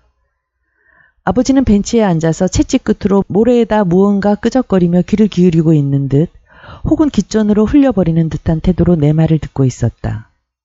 아버지는 때때로 웃기도 하고 간단한 질문과 반박을 하면서 내 얘기를 부추겼다. 처음에 나는 지나이다의 이름조차 입 밖에 낼 용기가 없었지만 끝내 입을 다물고 있을 수가 없어서 그녀에 대한 칭찬을 늘어놓기 시작했다. 아버지는 여전히 입가에 미소를 띠고 있다가 잠시 생각에 잠겨 있는 것 같더니 기지개를 켜고 일어섰다. 나는 아버지가 집에서 나올 때 말에 안장을 얹으라고 한 것이 생각났다. 그는 훌륭한 기마 선수여서 레리시보다 훨씬 일찍부터 사나운 말을 다루는 기술을 익히고 있었다. 저도 함께 따라갈 수 없어요, 아버지? 하고 나는 물었다. 안 돼. 아버지는 이렇게 대답했다. 그 얼굴에는 여느 때와 같이 상냥하기는 하나 싸늘한 기운이 있었다. 타고 싶으면 너 혼자 가거라. 그리고 나는 나가지 않겠다고 마부에게 일러라. 아버지는 나에게 등을 보이고 돌아서서 빠른 걸음으로 걸어갔다. 나는 아버지의 뒷모습을 바라보았다. 이윽고 아버지는 대문 밖으로 사라졌으나 담을 따라가는 아버지의 모자가 자세킨네 집으로 들어가는 것이 보였다. 아버지는 옆집에서 1시간 이상 있지 않았다. 그리고 곧 시내로 나갔다가 저물녘에야 집으로 돌아오셨다. 저녁 식사 후 이번에는 내가 자세킨네 집으로 갔다. 응접실에 들어갔더니 늙은 공작 부인이 혼자 앉아 있었다. 내가 들어오는 것을 보자 실내모를 쓴 머리를 뜨개 바늘 끝으로 긁적이면서 느닷없이 청원서를 한 장 정서해 줄 수 없겠느냐고 부탁했다. 네, 써드리죠. 나는 의자에 걸터 앉아서 대답했다. 될 수 있는 대로 글씨를 큼직큼직하게 써줘요. 손때 묻은 종이를 한 장 내밀며 공작 부인은 말했다. 그리고 오늘 중으로 써주실 수 없을까요, 도련님? 오늘 중으로 써드리겠습니다. 옆방으로 통하는 문이 조금 열리더니 그 틈으로 지나이다의 얼굴이 나타났다. 머리는 아무렇게나 뒤로 넘겼고 창백한 얼굴은 수심이 가득했다. 그녀는 크고 차가운 눈으로 나를 바라보더니 그대로 살며시 문을 닫았다. 진아? 예, 진아야. 하고 공작 부인이 불렀다. 지나이다는 대답이 없었다. 나는 부인의 청원서를 가지고 돌아와서 그것을 쓰느라고 밤을 새웠다. 9. 나의 불타는 사랑은 그날부터 시작된 것이다. 지금도 기억에 남아있지만 나는 새로 직장에 들어간 사람이 느끼는 것과 같은 기분을 경험했다. 나는 이미 단순한 소년이 아니라 사랑에 빠진 사람이 되었던 것이다. 나는 그날부터 나의 불타는 사랑이 시작되었다라고 했지만 나의 고뇌도 바로 그날부터 시작되었다고 덧붙여 말할 수 있다. 지나이다가 곁에 없으면 나는 아주 풀이 주고 아무것도 머릿속에 들어오지 않았고 모든 일이 손에 잡히지 않았다. 날마다 아침부터 저녁까지 줄곧 그녀만을 생각했다. 나는 미칠 것만 같았다. 그러나 그녀가 있을 때에도 기분이 좋아지는 것은 아니다. 나는 질투를 하거나 나 자신의 하잘것없음을 스스로 의식하거나 공연히 뽀르퉁해지거나 어리석게 노예처럼 굽실거리기도 했다. 억제할 수 없는 힘이 나를 자꾸만 그녀에게로 끌고 갔다. 그리고 나는 언제나 무의식 중에 행복의 전율을 느끼며 그녀의 방 문턱을 넘어서는 것이었다. 지나이다는 내가 자기를 연모하고 있다는 것을 곧 알아차렸고 나도 그것을 숨기려 들지 않았다. 그녀는 나의 연정을 재미있게 생각해 나를 희롱하기도 하고 달래기도 하고 또 괴롭히기도 했다.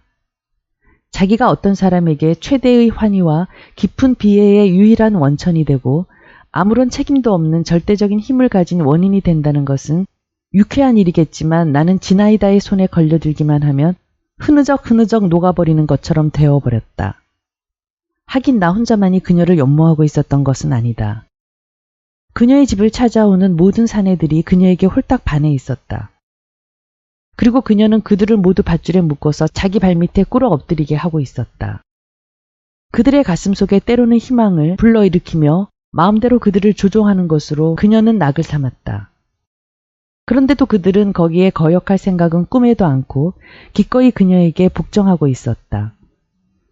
싱싱하고도 아름다운 그녀의 몸 전체에는 교활함과 느긋함, 기교와 단순함, 조용함과 활발함, 이런 것들이 뒤섞인 일종의 기묘한 매력이 넘치고 있었다.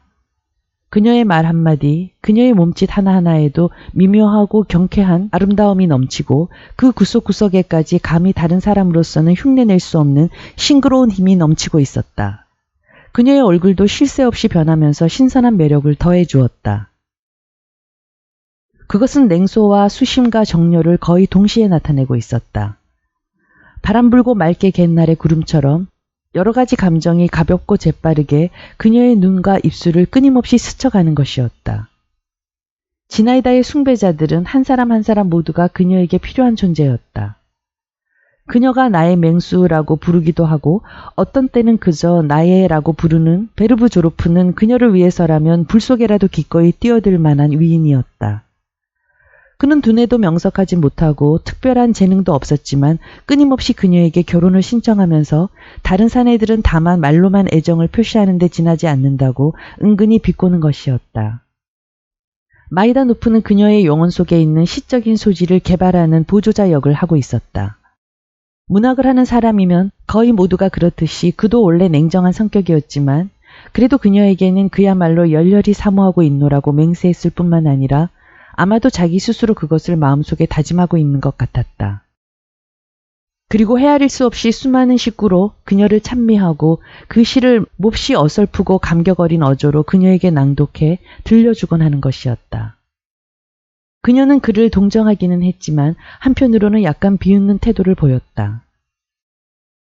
그녀는 그를 미덥게 생각하지 않았으므로 그의 진정어린 토로도 이젠 실증이 나서 푸시킨의 시를 낭독시키곤 했는데 그녀의 말을 빌리면 그것은 탁한 공기를 깨끗하게 하기 위해서라는 것이었다.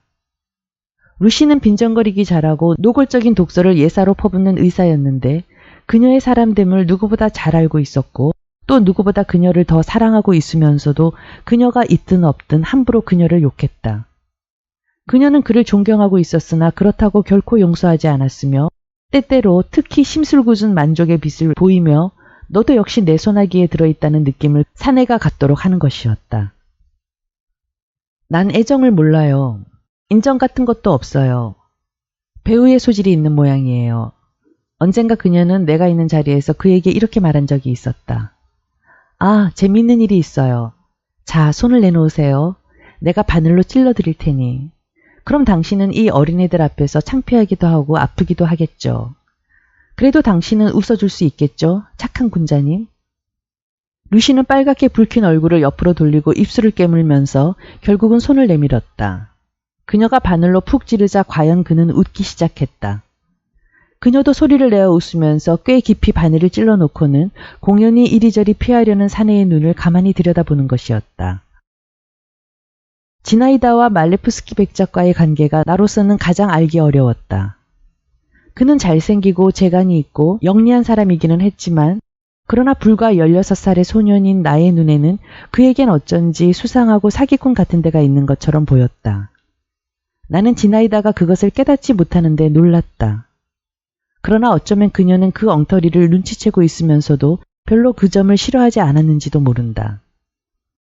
변칙적인 교육, 기묘한 교제와 습관, 줄곧 옆에 붙어있는 어머니, 가정의 불행과 무질서, 젊은 여자에게 부여된 자유, 주위의 사람보다 뛰어나다는 의식, 이러한 모든 것이 그녀에게 거의 경멸하는 듯한 무관심한 태도와 자포자기적인 성격을 조장하게 한 것이다. 어떤 일이 있더라도 이를테면 보니파치가 와서 설탕이 하나도 없다는 말을 해도 무슨 하잘것없는 소문이 들려와도 손님들이 서로 다투는 일이 있어도 그녀는 곱슬곱슬한 머리채를 흔들며 알게 뭐야 라고 말할 뿐 별로 염두에 두는 기색이 없었다. 그 대신 나는 온몸의 피가 한꺼번에 머리로 치솟아 오르는 듯한 느낌을 갖는 경우가 종종 있었다. 가령 말레프스키가 여우처럼 교활하게 건들건들 몸을 흔들며 그녀에게 다가가서 우아한 태도로 그녀의 의자 뒤에 기대고는 흐뭇한 듯한 또는 아첨하는 듯한 미소를 띠며 그녀의 귀에다 속삭인다. 그러면 그녀는 그녀대로 가슴 위에 두 팔을 끼고 사내를 찬찬히 쳐다보며 자기도 따라 웃고 고개를 까딱거리는 때에는 정말 참을 수가 없었다. 말레프스키 같은 사람을 집에 찾아다니게 하다니 당신도 어지간하군요. 언젠가 나는 그녀에게 이렇게 물었다. 그래도 그분은 아주 멋진 수염을 기르고 있지 않나요? 하고 그녀는 대꾸했다. 하지만 그런 건 당신이 참견할 문제가 아니에요. 혹시 당신은 내가 그분을 사랑하고 있는 것이 아닌가 하고 생각할지는 몰라도 하고 또 언젠가 그녀는 이런 말을 했다. 그렇지 않아요. 나는 내가 높은 위치에서 내려다보아야 하는 그런 남자는 사랑할 수 없으니까요. 나한테는 나를 꼼짝 못하게 정복할 수 있는 그런 사람이라야 하거든요. 그렇지만 그런 사람하고 맞닥뜨릴 것 같진 않으니 다행이라고나 할까요? 난 누구의 소나기도 잡히지 않을 거예요. 절대로. 그럼 당신은 결코 사랑을 하지 않겠다는 거군요. 아니, 그럼 당신은 어쩌고요? 내가 당신을 사랑하고 있는 게 아닌가요? 이렇게 말하고 그녀는 장갑 끝으로 내 콧잔등을 두드렸다. 사실 지나이다는 나를 마음껏 희롱했다. 3주일 동안 나는 매일같이 그녀와 만났는데 그녀는 온갖 방법으로 나를 골려주었다. 그녀는 우리 집에 놀러오는 일이 별로 없었지만 나는 그것을 섭섭하게 생각하지는 않았다.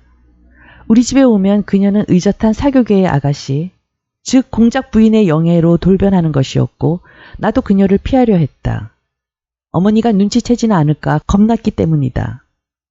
어머니는 지나이다에게 매우 악감정을 품고 증오의 눈으로 우리를 감시하고 있었다. 아버지는 그다지 두렵지 않았다. 그는 나에 대해 아무것도 눈치채지 못한 듯이 대해주었다. 그리고 지나이다와는 얘기를 주고받는 일이 그다지 많지는 않았으나 아버지의 말은 유식하고 의미심장한 것 같았다. 나는 공부도 독서도 그만두고 말았다. 가까운 시외를 산책하거나 멀리 말을 달리는 것도 중지해버렸다. 마치 다리를 잡아매어 놓은 딱정벌레처럼 나는 그리운 별채의 둘레를 쉴 새 없이 뱅글뱅글 맴돌고만 있었다. 나는 언제까지나 그곳을 떠나고 싶지 않았다. 그러나 어쩔 수 없는 일이었다. 어머니의 잔소리가 심했고 또 어떤 때는 당사자인 지나이다가 쫓아버렸기 때문이다. 그럴 때면 나는 방 안에 틀어박혀 있거나 그렇지 않으면 뜰 한쪽 구석에 가서 높은 석조 온실 위에 올라가 한 길로 향한 벽에다 발을 늘어뜨린 채 몇 시간이고 꼼짝 않고 앉아 열심히 바깥을 내다보는 것이었는데 그렇지만 아무것도 눈에 들어오지 않았다. 곁에서는 먼지투성이인 쐐기풀 위에 하얀 나비 몇 마리가 날개를 팔랑거리며 이리저리 날아다니고 있었다. 날 옆에 보이는 참새 한 마리가 바로 앞에 동강난 붉은 벽돌 위에 앉아서 연신 온몸을 앞뒤로 돌리며 꼬리를 부채처럼 펴고 신경을 자극하는 소리로 짹짹거리고 있었다. 여전히 의심 많은 까마귀떼가 벌거숭이가 된 자작나무의 높은 꼭대기에 앉아서 이따금 생각난 듯이 까웃거리고 있었다. 햇빛과 바람은 그 엉성한 나뭇가지 사이에서 조용히 어른거리고 돈수도원의 종소리는 때때로 바람을 타고 은은하고 서글프게 울려왔다. 나는 가만히 앉아서 보고 또 듣는다. 그러고 있노라면 그 어떤 형용할 수 없는 느낌으로 가슴이 뿌듯해지는 것이었다. 그 속에는 우수도 환희도 미래에 대한 예감도 희망도 삶의 공포도 그 밖에 온갖 것이 다 포함되어 있었다. 그러나 나는 그때 그러한 것을 전혀 깨닫지 못했기 때문에 내 마음속에서 부글부글 끓어오르고 있는 것 중에 어느 한 가지도 이름을 붙일 수는 없었다. 차라리 이 모든 것들을 통틀어 하나의 이름, 즉 지나이다의 이름으로 불러야 할 것이었는지도 모른다. 그렇지만 지나이다는 흡사 고양이가 쥐를 가지고 놀듯 줄곧 나를 희롱하고 있었다. 그녀가 아양을 떨면 나는 금방 흥분해서 넋을 잃는 듯한 기분이었고 그러다가 갑자기 몰인정하게 밀쳐버리면 나는 그녀에게 가까이 갈 수도 없었고 그녀를 똑바로 바라볼 수도 없었다. 지금도 생각나지만 그녀는 며칠을 두고 내게 아주 냉정한 태도를 보인 적이 있었다. 나는 갑자기 겁쟁이가 되어 벌벌 떨면서 별채에 뛰어들어가서는 되도록 늙은 공작 부인 곁에 있으려 했다. 그 무렵 공교롭게도 부인은 노기가 등등해서 늘 고래고래 고함만 지르고 있었다. 어느 사건이 불리하게 되어 벌써 2번이나 경찰관과 이러쿵저러쿵 말이 있었던 것이다. 어느 날 나는 뜰로 나가 담 옆을 지나치는데 지나이다의 모습이 눈에 띄었다. 그녀는 두 손을 옆구리에 짚고 풀바디에 앉은 채 꼼짝도 않고 있었다. 나는 살그머니 물러나려 했으나 그녀는 갑자기 얼굴을 들더니 명령하는 듯이 손짓을 해보였다. 나는 그 자리에 멈추어 섰다. 처음에 나는 그녀의 손짓이 무슨 뜻인지 몰랐기 때문이다. 그녀는 다시 같은 손짓을 되풀이했다. 나는 즉시 담을 뛰어넘어 좋아라고 그녀의 곁으로 달려갔다. 그러나 그녀는 눈짓으로 나를 제지하고 두어 발자국 떨어진 좁다란 길을 손가락으로 가리켰다. 어떻게 해야 할지 몰라 어리둥절해서 나는 길가에 무릎을 꿇었다. 그녀의 얼굴이 너무나 창백하고 깊은 비애와 피로의 빛이 얼굴에 뚜렷이 나타나 있는 것을 보고 나는 가슴이 미어질 것만 같았다. 나는 엉겹결에 무슨 일이 있었나요? 하고 중얼거렸다. 지나이다는 한쪽 손을 뻗어 무슨 풀인지를 쥐어뜯고는 이빨로 짙게 물었다가 곧 저쪽으로 획 하고 내뱉었다. 당신은 정말 나를 사랑하고 있나요? 한참 만에 그녀는 이렇게 물었다. 그래요? 나는 아무런 대답도 못했다. 대답할 필요가 어디 있었겠는가. 사랑하냐 말이에요. 그녀는 여전히 나를 바라보며 같은 말을 되풀이했다. 그야 그렇겠죠. 그 눈과 똑같이 생긴 눈이겠죠. 그녀는 이렇게 덧붙이고는 생각에 잠기더니 벼랑간 두 손으로 얼굴을 가렸다. 난 모든 게 다 싫어졌어. 하고 그녀는 중얼거렸다. 이 세상 끝에라도 아주 가버렸으면 난 정말 견딜 수가 없어. 난 이런 일을 수습할 수 없어요. 그리고 내 앞길에 기다리고 있는 건 뭘까? 아, 괴로워. 정말 괴로워 죽겠어. 무엇 때문에 그러십니까? 나는 두려운 목소리로 물었다. 지나이다는 대답을 않고 다만 어깨를 흠칫해 보였을 뿐이다. 나는 여전히 무릎을 꿇고 비통한 마음으로 그녀를 바라보았다. 그녀의 한마디 한마디는 내 가슴속 깊이 파고들었다. 그 순간 나는 그녀의 슬픔이 사라질 수만 있다면 기꺼이 목숨을 내던지기라도 했을 것이다. 나는 눈을 가늘게 뜨고 그녀를 바라보았다. 그리고 무엇 때문에 그녀가 괴로워하는지는 몰랐지만 그녀가 참을 수 없는 슬픔의 발작을 일으켜 뚫로 달려나가 털썩 땅바닥에 주저앉은 광경을 똑똑히 머릿속에 그려볼 수 있었다. 주위는 온통 밝은 빛으로 푸르렀다. 바람은 나뭇잎을 산들산들 흔들고 이따금 지나이다의 머리 위에 뻗친 기다란 딸기나무까지도 흔들고 있었다. 어디선지 비둘기가 구구구 울었고 꿀벌은 듬성듬성한 풀 위를 낮게 날아다니며 붕붕거렸다. 눈을 들면 푸른 하늘이 부드럽게 펼쳐져 있었지만 나는 말할 수 없이 슬프기만 했다. 나한테 무슨 시든 읊어줘요. 지나이다는 나직한 목소리로 말하며 한쪽 팔꿈치를 땅에 짚었다. 난 당신이 시를 읊을 때가 좋아요. 당신의 읊조림은 노래를 부르는 것과 같지만 그건 상관없어요. 젊다는 증거니까. 푸시킨의 시 그루지아의 언덕에서를 들려주세요. 하지만 우선 편히 앉아야죠. 나는 앉아서 그루지아의 언덕에서를 읊었다. 사랑하지 않을 수 없는 가슴이기에 하고 지나이다가 대받았다. 그래서 시가 좋다는 거죠. 이 세상에 없는 걸 말해주니까. 그리고 실제로 있는 것보다 더 훌륭할 뿐더러 진실에 훨씬 가까운 것을 들려주니까. 사랑하지 않는 가슴이기에 사랑하지 않으려 해도 하지 않고는 견딜 수 없는 거려. 그녀는 다시 입을 다물더니 갑자기 몸을 털고 벌떡 일어났다. 자, 갑시다. 마이다노프가 어머니한테 와 있어요. 내게 바친다고 장편의 자작시를 가지고 온 걸 그냥 두고 여기 와버렸어요. 그 사람도 지금 역시 풀이 주고 있을 거예요. 그러나 하는 수 없어요. 당신도 언젠가는 알게 되겠지만 제발 나한테 화를 내지 말아주세요. 지나이다는 바쁜 듯이 나의 손을 잡고 앞장서서 뛰어갔다. 우리는 별채로 들어갔다. 마이다노프는 금방 인쇄한 자작시 살인자를 낭독하기 시작했지만 나는 귀담아 들으려 하지 않았다. 그는 목청을 뽑아 사온각 장단조의 시를 큰 소리로 읽었다. 가구는 뒤죽박죽이 되어 마치 여러 개의 작은 방울이 한꺼번에 울리듯 공연히 큰 소리만 내고 있었다. 나는 쉴 새 없이 지나이다의 얼굴을 응시하며 그녀가 내게 말한 마지막 말의 뜻을 풀어보려고 애썼다. 혹시 남모르는 연적이 있어 뜻밖의 그대 마음을 사로잡은 것이 아니냐? 벼랑간 마이다노프가 코막힌 소리로 외쳤다. 순간 내 눈은 지나이다의 눈과 마주쳤다. 그녀는 시선을 떨어뜨리고 약간 얼굴을 붉혔다. 그녀가 얼굴을 붉힌 것을 보자 나는 놀란 나머지 온몸이 싸늘해졌다. 나는 이미 오래전부터 그녀에게 질투를 느끼고 있었지만 그 순간 그녀는 사랑에 빠졌구나 하는 생각이 번개처럼 내 머릿속에 번쩍였던 것이다. 아, 그렇구나. 그녀는 누군가를 사랑하고 있다. 10. 나의 본격적인 고뇌는 그 순간부터 시작된 것이었다. 나는 무척 애를 태우며 여러 가지로 생각해보고 또다시 고쳐 생각했다. 그리고 되도록 그런 내색을 보이지 않으면서 끊임없이 지나이다를 관찰하고 있었다. 그녀에게 어떤 변화가 생긴 것이 명백했다. 그녀는 혼자서 산책을 하며 오랜 시간을 헤매고 다녔다. 어떤 때는 손님이 와도 나오지 않고 몇 시간이나 자기 방에 틀어박혀 있는 일도 있었다. 이전에는 그런 일이 좀처럼 없었다. 나는 갑자기 뛰어난 통찰력을 가지게 되었다. 적어도 가지게 될 것 같았다. 저 사내가 아닐까? 혹시 이 사내가 아닐까? 그녀를 사모하고 있는 사내들을 하나하나 꼽아보면서 나는 마음속으로 이렇게 자문하는 것이었다. 말레프스키 공작이 다른 누구보다도 가장 위험한 인물이라고 마음속으로 점을 찍었다.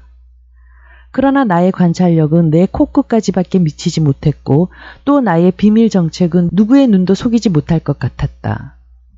적어도 의사인 루시는 곧 내 속을 빤히 들여다보고야 말았다. 하기는 루신 자신도 요새 태도가 달라졌다. 눈에 띄게 얼굴이 수척해졌고 예전처럼 곧잘 웃기는 했지만 어쩐지 그 웃음소리는 둔중하며 도끼를 품은 듯 짧았고 그의 특성이었던 가벼운 농담과 가시적인 냉정함도 전과 같지 않게 신경질적이고 초조해 보였다. 여보게, 자넨 뭐하러 밤낮 이런 곳을 찾아다니는 건가? 어느 날 자세킨네 집 응접실에 나와 단둘이 남게 되었을 때 그는 이렇게 말했다. 지나이다는 산책하러 나가서 아직 돌아오지 않았고 공작 부인이 버럭버럭 고함치는 소리가 2층에서 들려왔다. 부인은 하녀에게 잔소리를 하고 있었던 것이다. 자네처럼 젊은 시절엔 공부도 하고 일도 해야 할 게 아닌가. 그런데 자넨 대체 뭘 하고 있는 거야? 내가 집에서 공부를 하는지 안 하는지 당신이 그걸 어떻게 압니까? 이렇게 반박한 내 말투에는 허세가 깃들여 있었지만 한편 당황한 기색을 감출 수는 없었다. 공부는 무슨 공부. 정신은 딴 곳에 팔려있는 주제에. 하지만 자네하고 이러쿵저러쿵 하고 싶지 않네. 자네만한 나이엔 그게 당연하니까. 그렇지만 자넨 상대를 선택하는데 완전히 실패했어. 이 집이 도대체 어떤 집인지 자넨 모르겠나? 난 당신이 하는 말을 이해할 수가 없습니다. 하고 나는 대꾸했다. 이해하지 못하겠다고? 그렇다면 더욱 좋지 않아. 난 자네한테 충고할 의무가 있다고 생각하네. 우리처럼 나이든 독신자들이야 이런 데를 찾아다녀도 무방하지. 우리들은 끄떡 없거든. 쓴맛 단맛 다 본 사람들이 돼서 그야말로 겁날 게 없으니까. 하지만 자네는 아직 살갗이 부드러우니까 이 집의 공기는 자네한테 해롭단 말이야. 내 말을 믿어두는 게 좋을 걸세. 전염될지도 모르니까. 어째서 그렇다는 거죠? 어째서고 뭐고가 있어? 그래, 자넨 지금 건강하다고 생각하나? 과연 자네는 정상적인 상태에 있다고 할 수 있느냐 말이야. 자네가 느끼고 있는 그 기분이 과연 자네한테 이로울 게 있을 것 같나? 내가 뭘 느끼고 있다는 겁니까? 나는 이렇게 말했지만 마음속으로는 의사의 말이 옳다고 인정했다. 아니, 자네는 젊어. 아직 젊어. 의사는 마치 이 말 속에 무엇인지 내게 몹시 모욕적인 뜻이 포함되어 있다는 듯이 의미심장한 표정으로 말을 이었다. 자네가 누굴 넘겨짚을 수 있다고 생각하나? 안 될 말이지. 미안하지만 자네 마음속에 있는 게 얼굴에 모두 나타나 있단 말일세. 하기야 나도 이러니 저러니 자네한테 말할 수 없긴 하지. 나 자신으로 말하더라도 만일 의사는 여기서 이를 악물었다. 만일 자네처럼 미친 인간이 아니라면 이런 데 찾아다닐 리가 없으니까. 다만 내가 이상스럽게 생각하는 것은 어째서 자네처럼 똑똑한 사람이 자기의 바로 옆에서 일어나고 있는 일을 모르냐 하는 거야. 대체 무슨 일이 일어나고 있다는 겁니까? 나는 그의 말끝을 잡아채고 신경을 날카롭게 곤두세웠다. 의사는 조소와 동정이 뒤섞인 야릇한 표정으로 물끄러미 나를 바라보았다. 그러나 나도 좋은 사람은 못 돼. 그는 마치 혼잣말을 하듯 이렇게 말했다. 이 사람한테 그런 얘기를 할 필요가 어디 있나. 한마디로 말하면 하고 그는 소리를 높여 말을 이었다. 거듭 말하지만 이 집 분위기는 자네한테 이롭지 못해. 하긴 재미있기는 하지. 그러나 실은 그런 게 아니라네. 온실 속에서도 기분 좋은 향기는 나지만 그렇다고 그 속에서 아주 살 수는 없단 말이야. 여보게, 내 말을 알아들었으면 어서 카이다노프의 교과서나 다시 들여다보게. 공작 부인이 들어와서 의사에게 이가 아파 죽겠다고 우는 소리를 했다. 조금 후에 지나이다가 나타났다. 이봐요 의사 선생 하고 공작 부인이 말했다. 저 애를 좀 나무라 주세요. 온종일 얼음물만 마시고 있으니 그렇잖아도 가슴이 약한 애가 어떻게 되겠어요? 왜 그러시오? 루신이 물었다. 그래서 뭐 안 될 거라도 있나요? 안 될 게 있냐고요? 감기에 걸려서 앓다가 죽을 수도 있죠. 정말요? 그러나 죽어도 좋아요. 오히려 그게 나을 거예요. 원 저런 하고 의사가 중얼거렸다. 공작 부인은 방에서 나가버렸다. 원 저런 지나이다는 의사의 말을 흉내냈다. 산다는 게 정말 재밌을까요? 한번 주위를 둘러보세요. 무슨 신통한 게 있나요? 당신은 내가 아무것도 모르고 또 아무것도 느끼지 못하는 인간이라고 생각하세요? 나는 얼음물을 마시면 참으로 기분이 좋아요. 순간적인 만족 때문에 일생을 희생해서는 안 된다고 당신은 정색을 하고 내게 설교를 할 수도 있겠지만 난 이제 행복이니 뭐니 하는 건 입 밖에 내기도 싫어요. 말하자면 하고 루신이 말했다. 변덕과 고집, 당신에겐 이걸로도 충분합니다. 당신의 성격은 이 두 마디에 전부 포함되어 있어요. 지나이다는 미친 듯이 웃어댔다.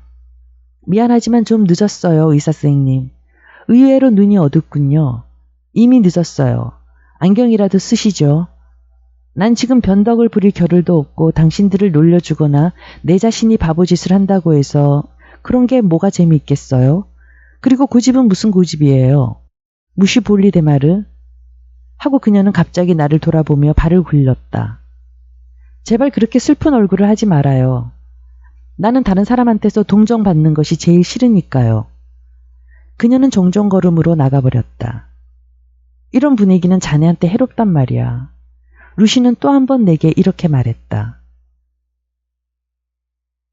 10일. 그날 저녁 자세킨네 집에는 언제나 놀러오는 패거리들이 모였는데 나도 그 속에 끼어 있었다. 화제가 마이다노프의 시에 대한 것에 이르자 지나이다는 진심으로 그 시를 칭찬했다.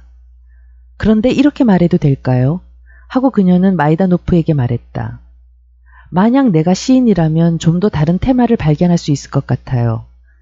이건 어리석은 얘기인지는 몰라도 이따금 기이한 생각이 머리에 떠오를 때가 있어요.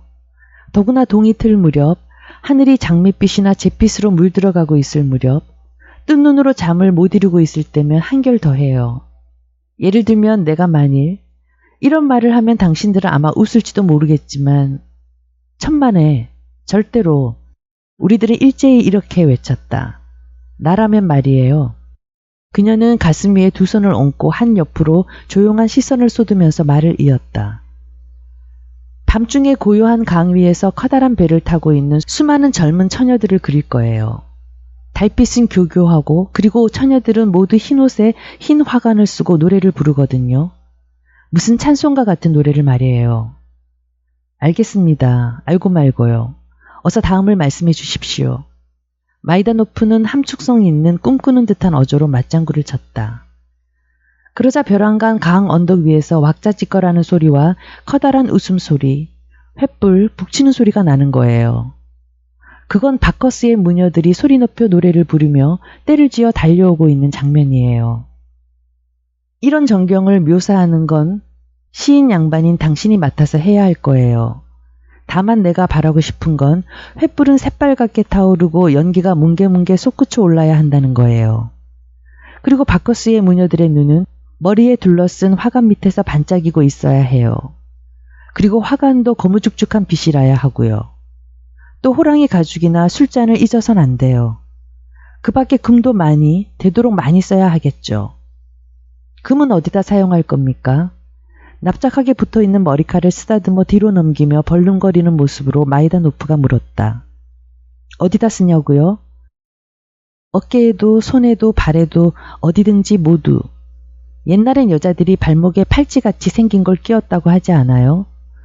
바커스의 무녀들은 배에 탄 처녀들을 자기 쪽으로 부릅니다. 처녀들의 노래소리가 뚝 그치고 맙니다. 노래를 계속할 수 없기 때문이죠. 처녀들은 꼼짝 못하고 가만히 있습니다. 물결은 배를 강 언덕 쪽으로 밀고 갑니다. 그러자 갑자기 그들 가운데 한 처녀가 조용히 일어나지 않겠어요? 여기 이 장면은 잘 묘사해야 돼요. 처녀가 달빛 속에서 살며시 일어나는 모양이라든지 다른 친구들이 깜짝 놀라는 모습을 말이에요. 그 처녀가 배전을 넘어서자 바커스의 무녀들은 그녀를 에워싸고 어둠 속으로 쏜살같이 사라져버립니다. 여기서 연기가 소용돌이치고 모든 것이 아수라장으로 변해버리는 광경을 그려야 해요. 다만 들리는 것은 무녀들의 까르륵거리는 소리뿐, 그리고 강가에는 끌려간 처녀의 화관만이 외롭게 남아있고, 지나이다는 입을 다물었다. 아, 그녀는 사랑에 빠졌구나. 나는 다시 이렇게 생각했다. 그것뿐입니까? 하고 마이다노프가 물었다. 그것뿐이에요. 하고 그녀는 대답했다. 그것만으로는 거대한 서사시의 테마가 될 수는 없지만 그는 점잔을 빼며 말했다. 서정시의 소재로서 당신의 아이디어를 한번 살려봅시다. 그건 로맨틱한 것이 되겠죠? 말레프스키가 물었다. 물론 로맨틱하죠. 바이런적인 데가 있습니다. 젊은 백작은 무뚝뚝하게 말했다. 그리고 더 재밌고요. 위고로 말하면 제1급에 속하는 작가입니다. 하고 마이다노프가 말을 받았다. 내 친구인 톤코세예프도 자기가 쓴 엘 토르바도르 속에서 아, 그 의문부가 거꾸로 된 책 말이죠. 지나이다가 말을 가로챘다. 그렇습니다. 스페인 사람들은 그렇게 습관이 된 모양이더군요. 내가 말하고자 하는 것은 톤코세프가 이것 보세요. 당신들은 또 클래시시즘이니 로맨티시즘이니 하는 걸 가지고 토론하려는 거군요. 지나이다는 다시 그의 말을 가로막았다. 그것보다 놀이나 해요. 벌칙놀이를 할까요? 루신이 말을 받았다. 아니, 벌칙놀이는 재미없어요. 누가 비유를 그럴듯하게 하는가 하는 놀이를 해요. 이것은 지나이다 자신이 생각해낸 놀이인데 무엇이든 하나의 제목을 내놓고 모두들 그것을 다른 사물과 비교해서 그중 제일 훌륭한 비유를 생각해낸 사람이 상을 받게 되는 것이었다. 그녀는 창가로 가까이 갔다. 태양이 지금 막 떨어진 뒤여서 하늘에는 붉고 기다란 구름이 드높이 떠 있었다. 저 구름은 무엇과 비슷할까요? 하고 지나이다는 물었다. 그리고 우리들의 대답을 기다리지도 않고 자기가 먼저 말했다. 나는 저 구름이 클레오파트라가 안토니우스를 맞이하러 갈 때 타고 간 황금배의 진홍빛 돛과 같다고 생각해요. 그렇죠, 마이다노프? 지난번에 당신이 나한테 그 얘기를 들려주었죠. 우리들은 모두 햄리스의 플로니어스처럼 저 구름은 정말 그때의 돛과 흡사하다. 그보다 더 멋진 비유는 아무도 생각해내지 못할 것이라고 규정지었다. 그때 안토니우스는 몇 살이었을까요? 하고 지나이다가 물었다. 분명히 젊었을 겁니다. 말레프스키가 한마디 했다. 그렇습니다. 젊었었어요. 마이다노프가 자신 있는 말투로 대답했다. 실례지만 루신이 버럭 소리를 질렀다. 안토니우스는 이미 40이 넘었었답니다. 40이 넘었었다고요? 지나이다가 힐끗 그를 쳐다보며 이렇게 되물었다. 얼마 후에 나는 집으로 돌아왔다. 그녀는 분명히 사랑에 빠졌어. 내게서 무의식 중에 이런 말이 새어나왔다. 그럼 상대는 누굴까?